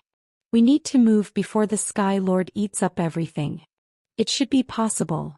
Asa spoke as if he was chanting his spell. He seemed to have an instinctive fear of the Sky Lord. For a demon king to be taken aback, it meant that the Sky Lord's power was that great. Muyang. Sungmin spoke. He also knew Baltan. There was only one reason why he would call him. It was to ask if they would help Baltan. What are you doing? Don't think of doing something stupid. Even though the Sky Lord just finished shedding, they will never be able to win against the Sky Lord. The Sky Lord's attacks were simple. It used its huge body to gobble up everything in front of it. Baltan was doing well, making timely attacks using his army, but it felt like they were at their limit. Indeed, casualties started to appear. As the Sky Lord rolled its tail to pressure them, a sandstorm started to blow in all directions. Sungmin, take everyone and proceed. I will help as well. No, I'll be okay alone. Muyang spread his wings. The Sky Lord. Muyang didn't plan to risk his life and fight against it. He just wanted to buy time. There were many things he wanted to ask Baltan. To do this, Muyang needed him alive. Furthermore, he was slightly curious about the Sky Devil's power that was able to stop even Diablo. As he knew that its power had been greatly reduced because it had just finished its shedding, it would be a good chance to find out how strong it was. You're a fool. Azul clicked his tongue. However, he was strictly a traitor. He had no thoughts of helping him. He was someone who moved only according to his trade, his promise. Muyang flew up into the air. Swoosh. He took out Anguish and placed the Holy Flame on it. As the strong powers of Curse and Holy Flame mixed together, he quickly launched it at the Sky Lord. Prash. A huge explosion. The Sky Lord's body shook a bit. But the Sky Lord didn't even let out a scream. It was just scratched a little. A complete immunity against fire. It's the perfect preparation for Diablo. First, the Holy Flame couldn't produce any damage. It was the curse that produced a hit. But even the power of the curse had been sharply decreased. A spell was probably placed by the demon gods. It was able to produce such an effect because the curse that was engraved on Anguish was so strong. However, Muyang had many abilities besides the two powers. In fact, no one would have such a wide range of abilities as Muyang. As he spread Gabriel's wings wide, 7,777 feathers floated through the air. Boom, boom, boom. Countless bursts occurred. But this time it was an explosion of pure divine power. Greawa. For the first time the Sky Lord let out a scream. It's effective. As the Sky Lord was a very simple creature, it turned its attention towards Muyang. It wasn't prepared to fight against divine powers. At least it didn't have any protection against pure divine power. Well, if the demon gods created it, how could they give it divine power? Muyang looked down at anguish. He wasn't able to really mix divine powers with anguish. The plague. As Muyang touched near his heart, something could be felt. It was a spear. The god-killing spear. Gabriel's weapon. Gabriel's spear neutralized all evil mixed in Muyang, stopped him from being corrupted, and was a way to keep Lucifer in check. This item could be considered as a higher level than Diablo's flame. A true original. A treasure among treasures. Would the Sky Devil be able to prepare for a spear of this caliber? For the first time, Muyang took out the spear for a moment. Zing. In a flash, intense light was emitted from Muyang's heart. The light was so bright that it could even brighten up the demon god's territory that was dyed by darkness. After looking at the bright light, Azul felt pain like his whole body was on fire. It had been a while since he felt this sort of pain. Then as he looked up after bending his body slightly, he saw the guy with 6 huge wings. Muyang was his name? Was he not a demon king? When Azul first met Muyang, he was able to smell a strong evil scent. He also showed off a unique disposition that all demon kings normally had. But he had never heard of a demon king who used divine powers. He isn't an angel. That couldn't be possible. There were no angels in the underworld. This wasn't a truth that only the humans were aware of. Demons also had the same knowledge. This was the underworld, a place where evil was born. Then what was the divine power that could be felt from him? It was far from the divine powers that the priests of humans or other species used. A bit more. It felt like it was a bit closer to the source. The Sky Lord had a critical weakness. That it was helpless in front of a strength unique in the world. It was also known as special power. Or the world ability. It was called many names. Either way, Diablo's flame couldn't come close to the power of that world ability. Diablo's flame should have been a unique strength, but this meant that it wasn't unique. There was no way for Azul to know that Muyang was able to use Diablo's flame because he had absorbed it. Thanks to this, Azul was able to see the Sky Lord being inflicted with damage for the first time. Grey. The Sky Lord twisted its huge body. Whenever it did, the sky and the ground shook. It felt like the world was about to be destroyed. A huge sandstorm and strong winds. For the first time, Azul gained interest in the being who he was making a trade with, the one who stood firmly through all this. This was something that never happened before. However, it was lacking. For some reason, Muyang seemed unfamiliar in dealing with his strength. If you don't want to be swept away, follow me. Even if you went, you wouldn't be of any help. Azul spoke to Sungmin. Surely, Sungmin exhibited a lot of strength as an elder lich, but it wasn't effective against the Sky Lord. If his opponent wasn't the Sky Lord like the current army, Sungmin would have been playing an active part in the fight. However, the situation was different. I understand. Sungmin well knew this of himself. He had obviously become stronger as well. He had grown so much that he was incomparable to his past self. However, Muyang was still a few steps ahead of Sungmin. It didn't seem like he would be able to easily close this gap. As a commander, Baltan's abilities were outstanding. His ability to notice things and read the situation was excellent. After he read the message Muyang wanted to convey, he started to retreat. Rather than being excited about a reunion, now was the time for them to fall back. Retreat. While holding all kinds of weapons created by the dwarves, Baltan and his soldiers started to leave the battlefield. Crash. Thud. As they got further away from the battlefield, the sound became louder. Would the fight between gods be like this? If my eyes did not deceive me. However, Baltan couldn't help but become aware. The moment he saw Muyang, he felt like the connection that was lost had been renewed. Wasn't that our Lord? An elf approached him and asked. Although a few things had changed, the person he saw just now was definitely the owner of the territory, Muyang. It seemed like Baltan wasn't the only one who felt this way. Our Lord was alive. If that's the case, we can end this war. Finally. All his soldiers were delighted. However, Baltan still had a gloomy expression on his face. If he was alive, why did they lose contact for over 2 years? Why did he leave the territory and disappear? Due to his vacancy, the territory had suffered much pain. Although they had grown that much more, he was still hurt by Muyang's absence. The loud sounds continuously spread. However, it became quiet afterwards. Had it been a few seconds since the last sound? It has been a while. Muyang appeared. With his wings open, Muyang approached swiftly. "Greetings, Lord." Baltan kneeled. Although Baltan was hurt by Muyang's absence, he was the guardian of the territory. And his master was still Muyang. As Baltan kneeled, everyone around them did so as well. "There are a lot of things I would like to ask you. But, first let's change our location. The Sky Lord will wake up soon." From Muyang's tone of voice, Baltan was able to notice that he wanted to leave quickly. It meant that the fight with the Sky Lord was that gruesome. Baltan nodded his head. Muyang scratched his head with his hand and started to move with his wings folded. Gabriel's spear was certainly amazing. It was stronger than anything else. But Muyang was not accustomed to using Gabriel's strength. As its power sucked away so much of his strength, the recovery would take a while. It was a different feeling than when he used acceleration with his horn.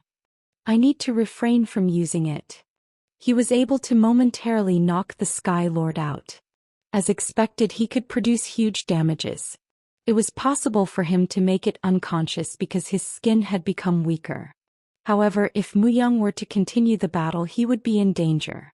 This event allowed him to understand why Diablo could not cross the border, and why even the demon gods who had created it avoided it. So Muyang left the scene and took a rain check. During their fight, he was successful in getting a sample of its skin and flesh. "If I research this, I will get some sort of result." It was an interesting foreign substance. They were a type of skin and flesh he had never seen before. They were far different from what normal living creatures had. If he conducted research and got results, he could use it to strengthen undead or in other ways. Perhaps it could lead him to learn more about the demon gods. So after he took a sample, he gave it to Baltan. Afterwards, he led his army to return to his territory. Azul quickly left after seeing the territory. He said, "When you need me, you can just tell the Lich." However, he looked like he was leaving in a hurry after discovering something unsettling. He looked like he had arrived in a place he shouldn't have. Although Muyang thought it was odd that he acted that way, he didn't think much of it. The territory has grown much larger. Compared to 2 years ago, it should be about 3 times the size. The population has grown that much as well. Muyang walked along the main road that led to the castle. Behind him, his army followed. And there were many people in the area who looked at Muyang. "There are a lot more children, I think." There was a war. No, it is currently happening as well. There were a lot of adults who died. Of course, those who survived are that much stronger. It is still going on. Who is the opponent? Baltan stood in front of the castle for a moment. The Lord's castle grew much larger and was greater than before. The place was spotless as they had continuously maintained it. In front of it, Baltan nervously spoke. "Demon King of Iron in wrath. We are at war with him." Demon King of Iron in wrath. Muyang couldn't help but react to his name. There were 3 levels to classify the finest demon kings. 7 mountains. 6 lords. 5 stars. Altogether 18. The lower the number, the stronger they were. Especially the last 5 were like a wall. They could truly be called the kings of the demon kings and reigned right below demon gods. And if it was the demon king of Iron in wrath, he's one of the 5 stars. The one who is considered as one of the most powerful demon kings. Muyang understood why Azul left in such a hurry. Moreover, the titles were not something that the demon kings gave themselves. It was something that Baal had given to honor those 18 demon kings. They were worthy of that much respect, were as powerful as their titles, and had greater armies than other demon kings. But a war within wrath? How did you survive? Muyang couldn't help but ask. The territory obviously had great potential. Most cities wouldn't be able to compete with it. This was because the people were plentiful and so many diverse species had gathered to create it. However, it wasn't enough to fight against in wrath. If they were to look at things objectively, it would be normal for them to have been completely destroyed. But, looking at the territory, they had actually become more prosperous than in the past. Even though they were at war, the territory and the population had increased in size. Not just that. The ones who survived also had excellent skills. Most high-tier monsters wouldn't be as strong as one of them. Although Muyang had returned, they didn't seem to really greet him. The lord who disappeared for 2 years without a word while a war had started. Of course, it was understandable for them to be in a bad mood. Still, they looked at him with hopeful gazes. They believed the army Muyang brought would certainly be of help. While shaking his head, he led Muyang to the castle. "I'll fill you in on everything after we go up." The inside of the castle was no different from how Muyang remembered. First, it had been kept very clean. It had not been left untouched. Because of this, Muyang believed their faith in their lord had not bottomed out. Soul assimilation. Muyang sat on the throne and looked at Baltan. Baltan was kneeling on one knee in front of him, and his soul began to look sharp again. It was a sign that the connection that had been broken had started to reconnect. As a result, Baltan became a vassal again. The guardian of the territory. As an undead created by Muyang, he had regained his function and authority. Name Baltan. Level 445. Type Guardian Knight. Strength 447, 427 plus 20. Agility 355, 335 plus 20. Stamina 498, 478 plus 20. Intelligence 320, 300 plus 20. Wisdom 345, 325 plus 20. Indomitable 483, 463 plus 20. Plus great understanding of swords. Plus great physical constitution for battle. Plus guardian of the territory, within the designated territory, all stats plus 20. Plus cry of the guardian, within the territory the toughness of allies increases slightly. Plus strengthening potential becomes stronger when you fight to protect. Plus resolve for revenge.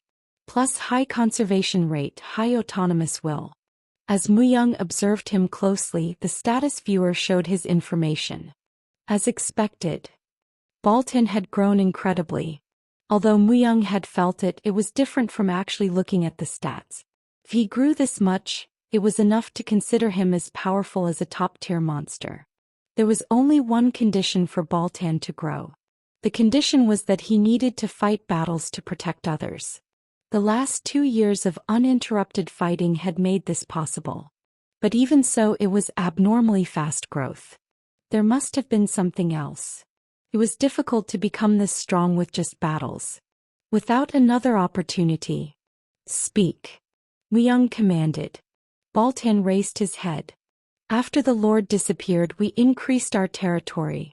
As the territory got bigger, rumors spread, numerous species joined us, and we became that much stronger. Different species gathered and lived in the demon god's territory. There definitely would have been many who were waiting for such news. Even if it was the demon god's territory, there weren't only evil monsters. Those who believed they should pool their strength came to the territory, and the territory thrived. And when the territory became a certain size, something strange happened with the dungeon. Dungeon. It was Merdudan's kingdom where the Murlocs lived. What sort of strange thing happened? The Murloc's appearance changed and the boundaries of the dungeon disappeared. When you arrived at a certain location where the sages gathered, you could receive training from them. The sages? Merdudan popped out as Muyang was puzzled for a moment. It seems like he is talking about the ancient sages. But they should have all died. Since they would have lost their strength after I died. That is true. They all had the appearance of stone statues. However, their thoughts remained. Thanks to this, the warriors of all kinds of species as well as myself were able to rapidly raise our fighting power. The meeting with the sages became an opportunity. That's really fortunate. They were truly great. Although they had run far away because of my dictatorship. If they had stayed by my side, I wouldn't have been fooled by Dantalion's stupid trick. Rather, Dantalion would have been defeated. Merdudin spoke with great regret. Dantalion was a demon god. Merdudin spoke as if it would be natural for them to win against a demon god with the sages. The sages seemed to have been that strong when they were alive. Either way, what Muyang wanted to ask was the next question. How did you become involved within Roth? Do you know that the demons are fighting as factions? I do. They are quickly fighting a war to conquer more territory. And Roth is also trying to make numerous areas his. Our territory is currently one among a few areas that he is after. It wasn't an all-out war within Roth. Well, that was probably why they lasted for 2 years, but a war to conquer has started. Myung thought about what Baltan said. It was progressing fast.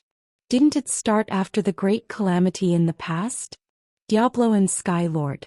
And other things created variables.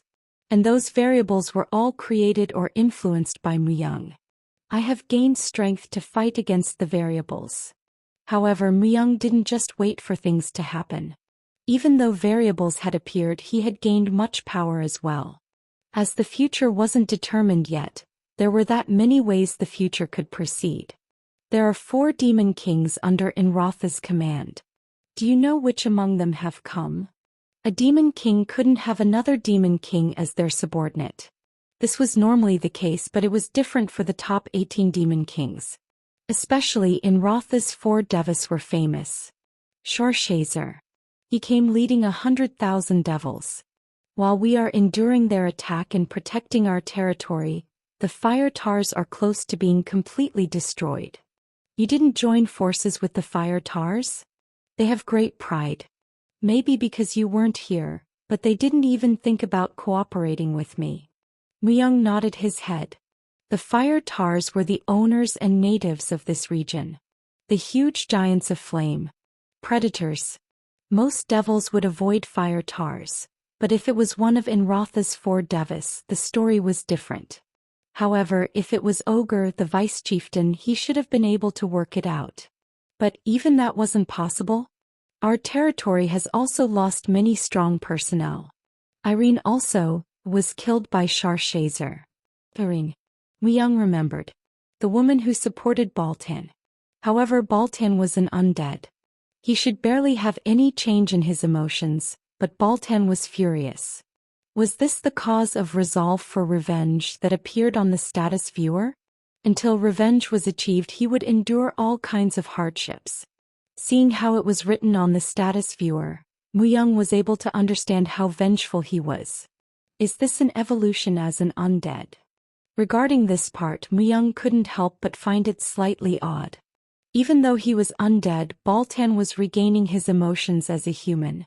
If he really thought about it, it wasn't just Baltan. Bae Sungmin was also like this. Is it because of Art of Death, or is there something about undead I'm unaware of? The moment when Myung clicked his tongue, the door burst open. Lord. Did you come back? A small figure ran as he waddled. It was the dwarf Kalmu. In the past, Myung saved him from the underground arena, and he had been following Myung since. Kalmu. You really did return. Kalmua's body shook violently. He was almost about to weep. I thought something terrible had happened to you. Of course, I didn't believe it, but time passed so quickly. I won't die. Never. Of course. I believe in you. I would like to know in detail what has happened in the territory. Yes. I will explain it all. Kalmu enthusiastically nodded. After Myung learned about his territory, the things that had changed in the past 2 years. If he was to use the skill, Lord, he could find out a lot of the things, but a territory couldn't be understood through just numbers. It was much easier to understand when he heard what actually happened and what was currently happening. It was especially true in the midst of a war. Because the conquest war began, the dwarves were unable to return. Seeing how we can't even get in touch with God's Hammerbardas, they probably started their own line of defense. Their own defense. It was an extreme act of hiding themselves from the enemy, like in the past when they were fleeing from the dragon. But Muyang needed Bartez's ability, as he was planning to get God's hammer Baltez to make the rest of the Immortal King's equipment. The fragments of Immortal King, and the items that contained the full blessing of the moon. As the items were prepared, now all that was left was to find a craftsman. If we make a way and give you soldiers, are you confident you would be able to find Baltez? You mean me?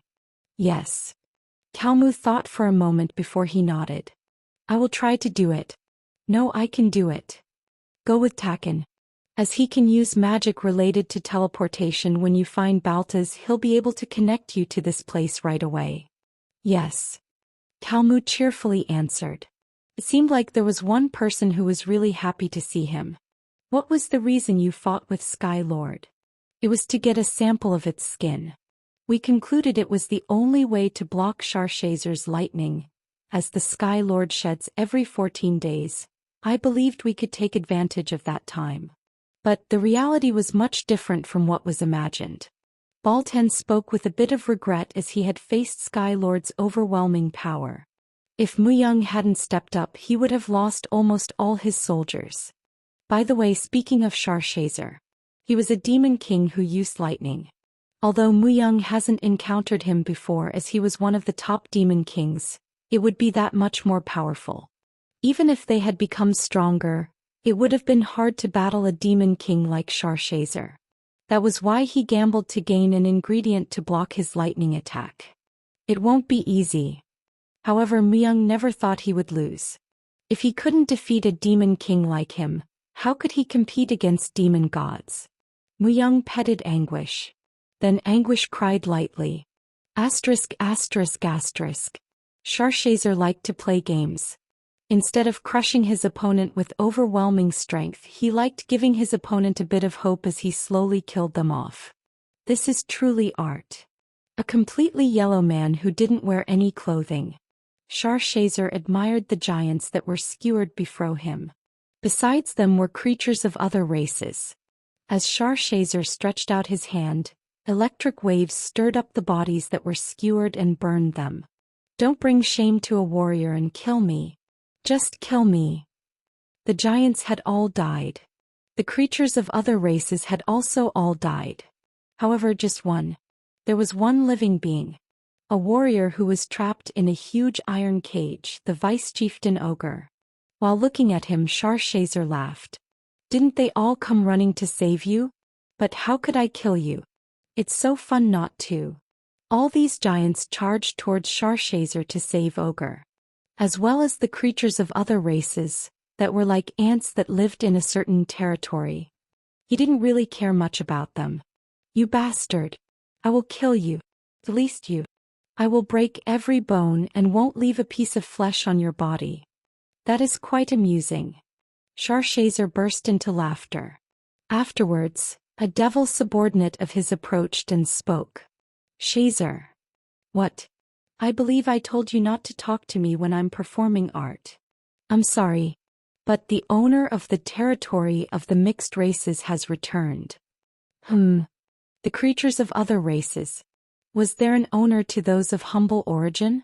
Even if they had one, what could he do? Sharshazer laughed. It's not of any importance. Pop. The devil's body popped. And as Sharshazer started to laugh once again, Ogre started to laugh. He has returned. Pimyang. Kaya haha. What is so funny? He didn't die. As expected, he's immortal, Kaiha. Ogre laughed as if he'd gone crazy. Crazy bastard. Sharshazer believed that Ogre had finally lost his mind. That he had lost it after seeing his colleagues die off. He didn't pay much attention to the owner of the territory, Muyang. What were the lands called territories? Muyang didn't know the true worth of his land. So you could say his attributes as a lord were below average. He was just ruling his territory because it was a necessity. However, he didn't think they would develop so much on their own, enough to stop Sharshazer's attacks. Muyang changed his perception. And he heard that the Dakibis were the one who led the defense against Sharshazer's attacks. The Dakibis had a long relationship with Muyang. After their leader, Siohan, had died, they were unstable for a bit before a new leader had appeared. My name is Dantek. I am the head of the 2,000-strong Golden Dakibi tribe, and currently the leader of all the Dakibis in our territory. A new leader. It was a face Muyang had never seen before. But he had heard about the Golden Dakibis. They had gold skin and were the most talented among all Dakibis. However, their numbers were so small that they couldn't contest for the position. While Muyang was away, they had joined his territory. However, from Dantak, Muyang couldn't feel much respect towards him. Although Dantak spoke words of respect, there was no respect to be found in his behavior. Rather, he seemed to be checking Muyang out to see how strong he really was. He's strong. He really was strong. Of course, he was strong in terms of Dakibis. Dantak seemed to be confident in his own skills, and wasn't satisfied with his current position. Eyes of defiance. Muyang didn't dislike it. However, he didn't like those who spoke words of respect but behaved differently. Are you in charge in place of Siohan? Yes, as we couldn't continuously keep the position vacant. That means it was just temporary. Temporary. Dantak flinched after hearing those words. He probably never thought Muyang would say it to his face. However, this was because Muyang had never appointed Dantak as the leader of the Dakibis. Although Dantak could step up during times of crisis in order to protect the territory when Muyang was away, since he had returned, he needed to correct the chain of command again. For 2 years, the Dakibis have united under my command. In fact, the unit I lead is the strongest unit within the territory. He appealed himself to Muyang. However, Muyang wasn't persuaded.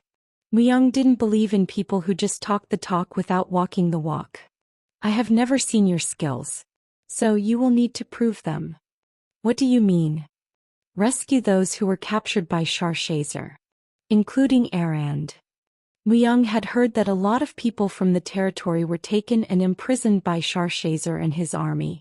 He heard that, due to his unique taste, he wouldn't easily kill the ones he had confined. In fact, since he confirmed that his people had been taken hostage, he needed to rescue them. Arand was the one with the fastest sword moves within the territory. Currently he was a hostage. Dantak's expression hardened. It will be hard with just the Dakibis. You are greedy. A rescue needs to be done with the least amount of people. Were you planning to take all of the Dakibis?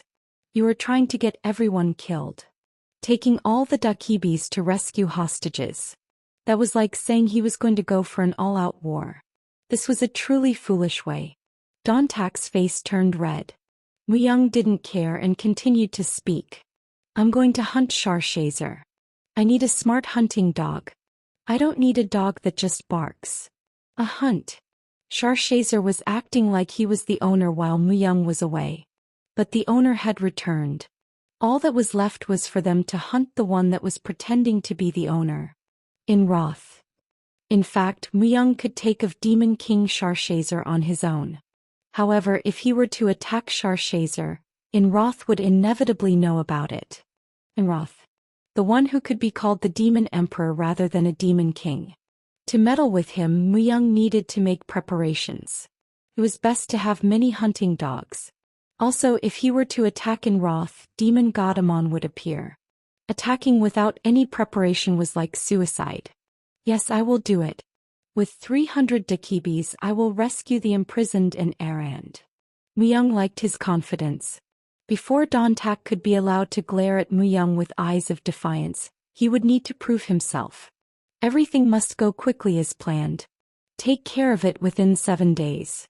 Meanwhile, I am going to bring together all the other species living nearby. He would do the same with the fire tars. If they cooperated half-heartedly, it would be no better than working separately. Even if he needed to use a bit of force, he needed to unite the strength of all those who lived by. Especially if he could get the fire tars to join them, it would be a great help. As he wasn't in a bad relationship with them, things could work out smoothly. And if everything went smoothly and he won against Sharshazer and Inroth, I will have the qualification to get in the demon gods fight. It was the same as obtaining that qualification. Amon and other demon gods would start to pay attention to Muyang. Before, he needed to get stronger while avoiding their attention, but now it was the time to slowly emerge. Muyang got up from his seat. There was no time to waste. The fire tars were giants that spouted fire from their entire body. That was why they used the pum tree to neutralize their fire. To them, the pum tree was like their mother and their protector. Of course, they lived near pum trees, and after Muyang had solved their problem with the bugs, their relationship wasn't bad. With just his 7 bone dragons, he went to visit their village. However, the number of warriors had been noticeably reduced, and he was unable to see Ogre. It's strange. Ogre had once told Muyang that he was going to build a kingdom of fire tars. He wasn't someone who could be easily killed. Even if the demon king attacked, he had the skills and strength to not easily lose. Go back.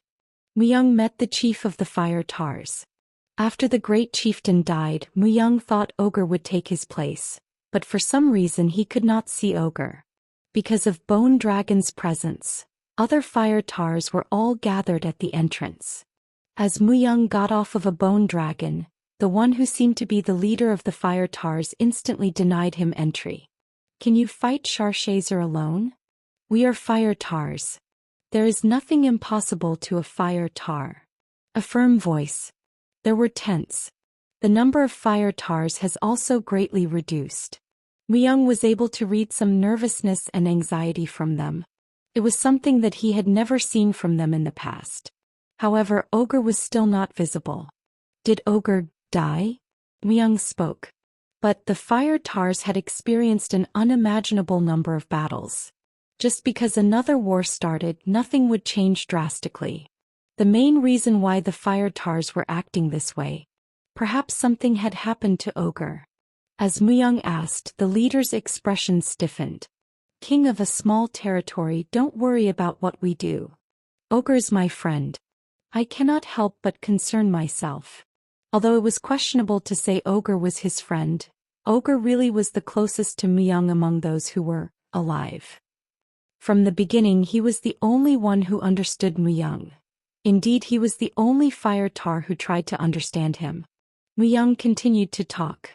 Also, I have taken the fire tars trial. I can't be considered a completely foreign entity.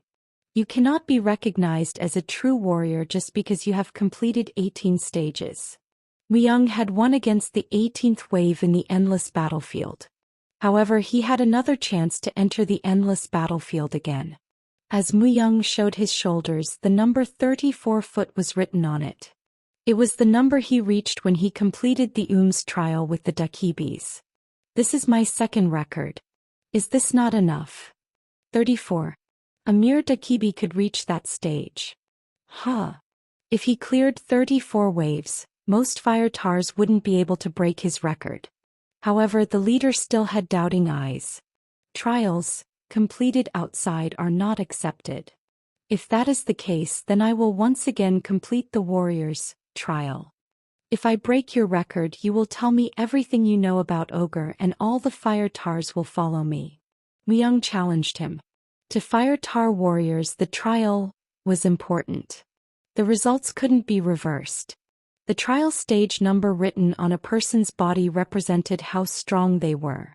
He could receive more recognition and respect through a trial than through a duel. As the leader placed pressure on one of his shoulders, a number made out of flames appeared. The number was 57. It was a very high number.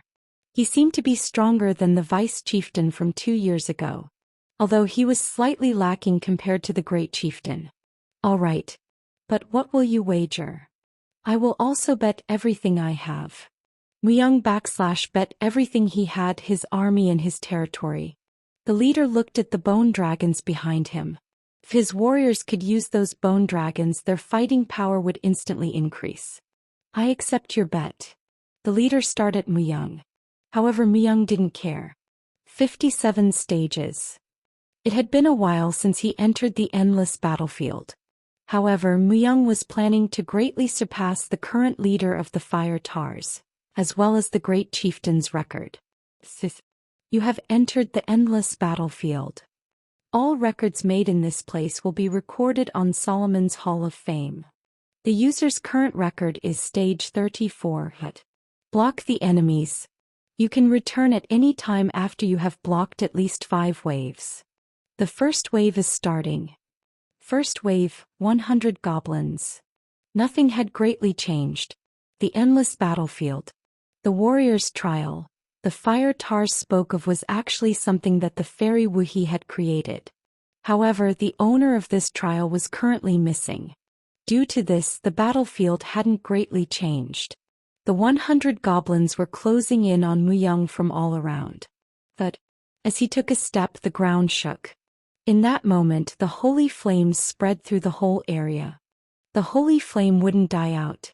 It was placed all around the endless battlefield. Blaze. Thunk. Screams and cries. And so the waves were cleared much faster. You have cleared the first wave. The second wave has started. You have cleared the second wave. The third wave has.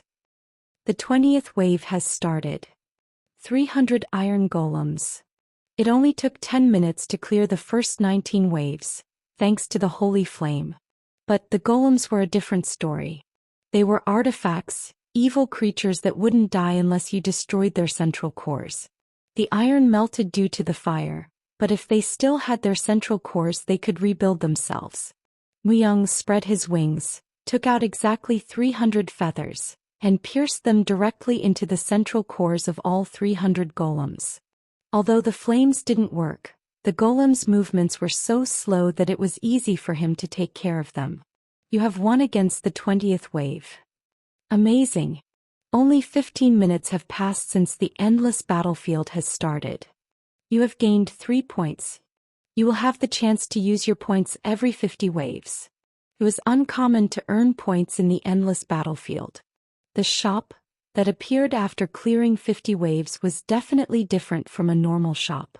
You could only purchase items with points and they were all unique and rare items. I can think of it as a bonus. Muyang shrugged his shoulders and waited for the next wave to start. He was curious as to how far he could now go. The fire Tars gathered around the trial. A huge round crystal. For ages, the crystal was considered a type of tradition, and the results became something that was respected by everyone. However, there was only one who had gone beyond the 57th level. The great chieftain. Alas, he had died. According to tradition, the vice chieftain should have taken his place as the leader, but he was too young and wasn't strong enough. So for the moment, Yatter had taken up the role of great chieftain. It would be impossible for a Dakibi to surpass the 57th level. But he did win against the Duke in the past. Wasn't that possible because the great chieftain had weakened the Duke? Opinions were divided. They were strictly warriors and respected those who were strong. However, Muyang's strength hasn't been properly evaluated. Yatter looked up at the sky as he held his spear. Usually the trial took several days. It had been 2 hours. Slowly the sun was setting. When the night came, the devils would actively start to roam. Get back to your positions. Don't we need to rescue the vice chieftain? One of the elders asked. Really, the vice chieftain was the one closest to the bloodline, and Yatter was just a temporary leader.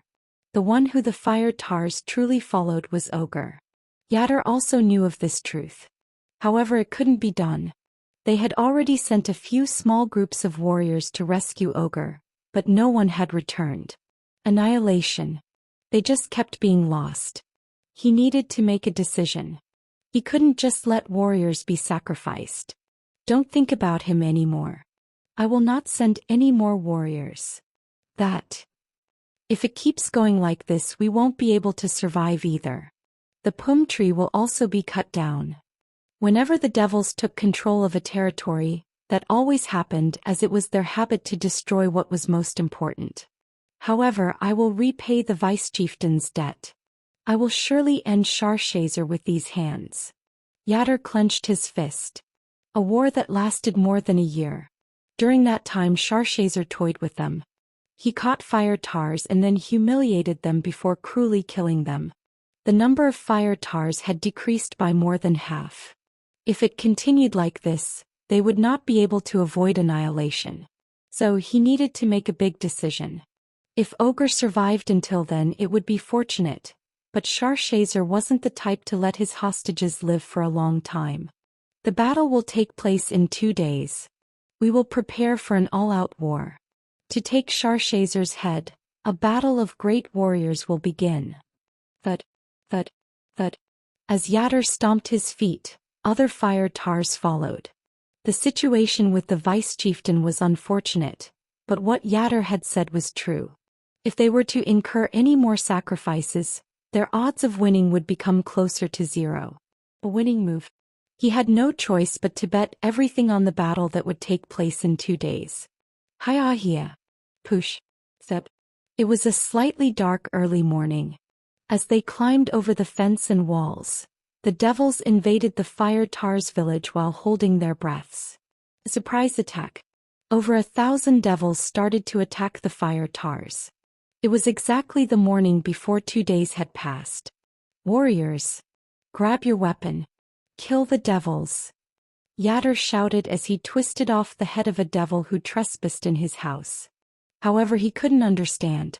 The devils never invaded like this. These were overwhelmingly different tactics. It was because Sharshazer was arrogant. He had always battled head-on and won as if there was no need for a surprise attack. But why? Did information leak? That was the only thought that made sense. Sharshazer would have also been uncomfortable with an all-out war. But with leaked information, they knew this was the time to invade the fire tars. Yatter quickly got out of his house. Already, everything in his surroundings was burning, and the dead bodies of fire tars were spread all around. The scent of burned flesh was potent. You devils! Yatter am right here. He spun his huge spear. Then the devils rushed towards Yatter with their wings opened. Wong. Just one devil was weak. But if there were multiple devils, it was a different story. The gathered demons created a vibrating sound. Every time they flapped their wings, strong winds blew and Yatter's flame weakened. His body wobbled. Useless trick. Yatter spun his spear faster. Then the air returned to normal. Like an enraged beast, Yatter rushed towards the devils and ripped them apart. The fire tars who survived the first attack began to adapt to the situation and grabbed their weapons. However, the devils flooded in like water. There seemed to be at least 10 times more devils than fire tars. If they had joined forces with other fire tars, this sort of surprise attack wouldn't have worked. As they had sent the news that they would prepare for a final attack in 2 days, they decided to gather forces from other areas. But I never thought they would invade before we gathered. Where would the information leak from? Stupid bastard, did you not know that I am always watching this place? Crush. A short but intense lightning bolt shot through Yatter's spine. Gawak. As he uttered a cry, he looked in front of him. A naked devil. Unlike the other devils, it was yellow-skinned. The devil who could control lightning, Sharshazer, had shown up. I didn't want an all-out attack. Are you trying to deprive me of my joy? Are you really doing this because you don't know the true reason why I'm running the war like this? Sharshazer twisted his hair with his finger. Then he spoke as he looked at Yatter, who seemed to be about to pass out. And even though fire tars have the blood of warriors, they are no different in front of death. Isn't that so? Sharshazer seemed very relaxed.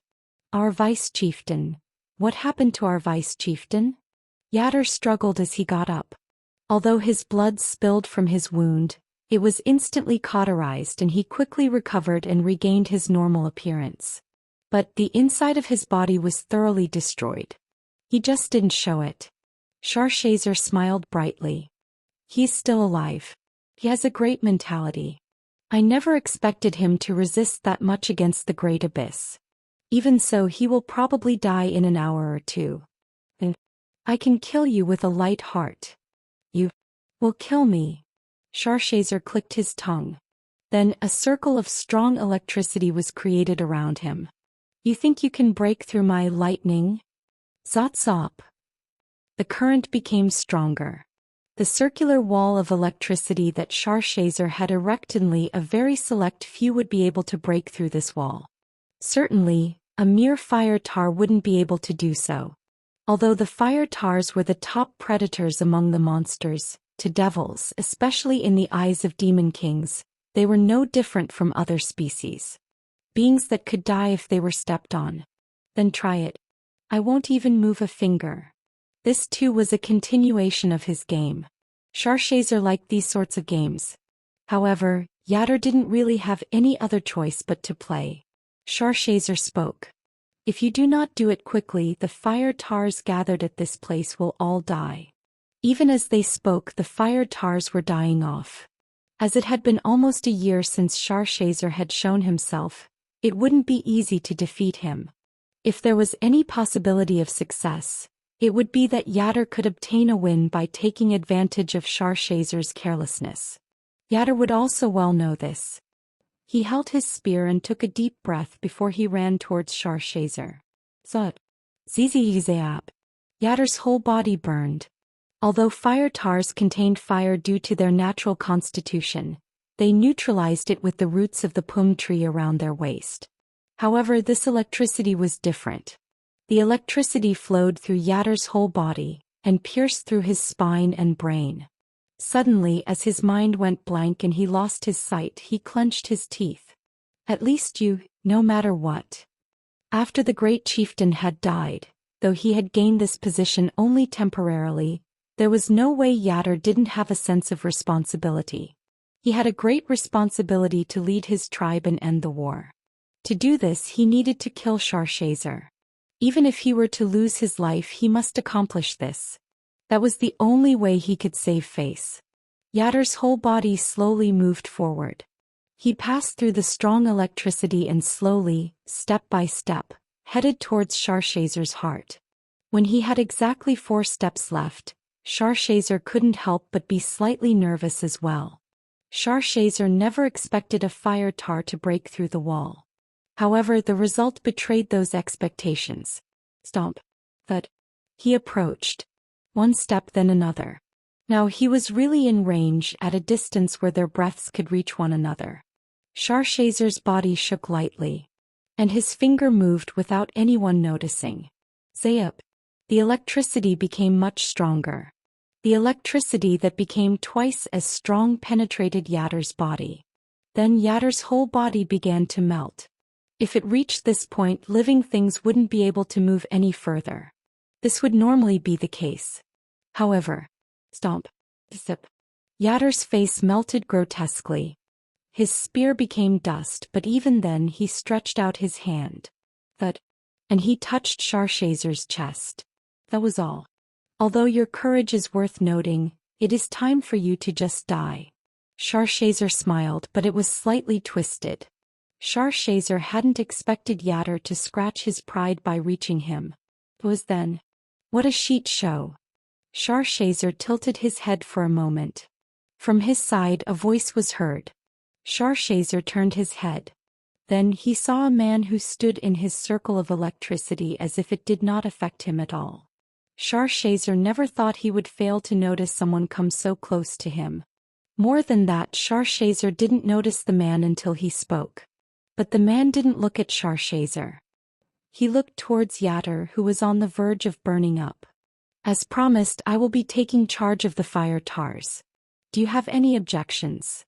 Yatter looked at the man.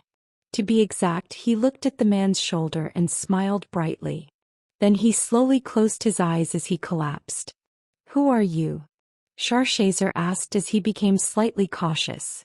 The man looked around. As if he didn't expect to be in a war zone when he emerged. But he didn't show any signs that he was averse to war. Rather, the man could be native to the battlefield. I just became the owner of this place. Swoosh. The man took out his sword. Also, you don't need to hear or remember my name. He spun his weapon. The weapon was black and emitted a very ominous energy. The ominous energy surpassed the Demon King's darkness. Sharshazer instinctively knew this. The man flapped his 6 gray wings. At the same time, the electricity dispersed. The wall had vanished as he flapped his wings. Sharshazar looked at Muyang as if he couldn't believe his eyes. However, the man acted as if it was nothing. Rather, like Sharshazar, the man smiled mischievously and continued to speak. Since you will die at my hands anyway. Swoosh. Suddenly, a strong gust of wind blew and fluttered Muyang's clothing. Then the number on his shoulder was made apparent. 127.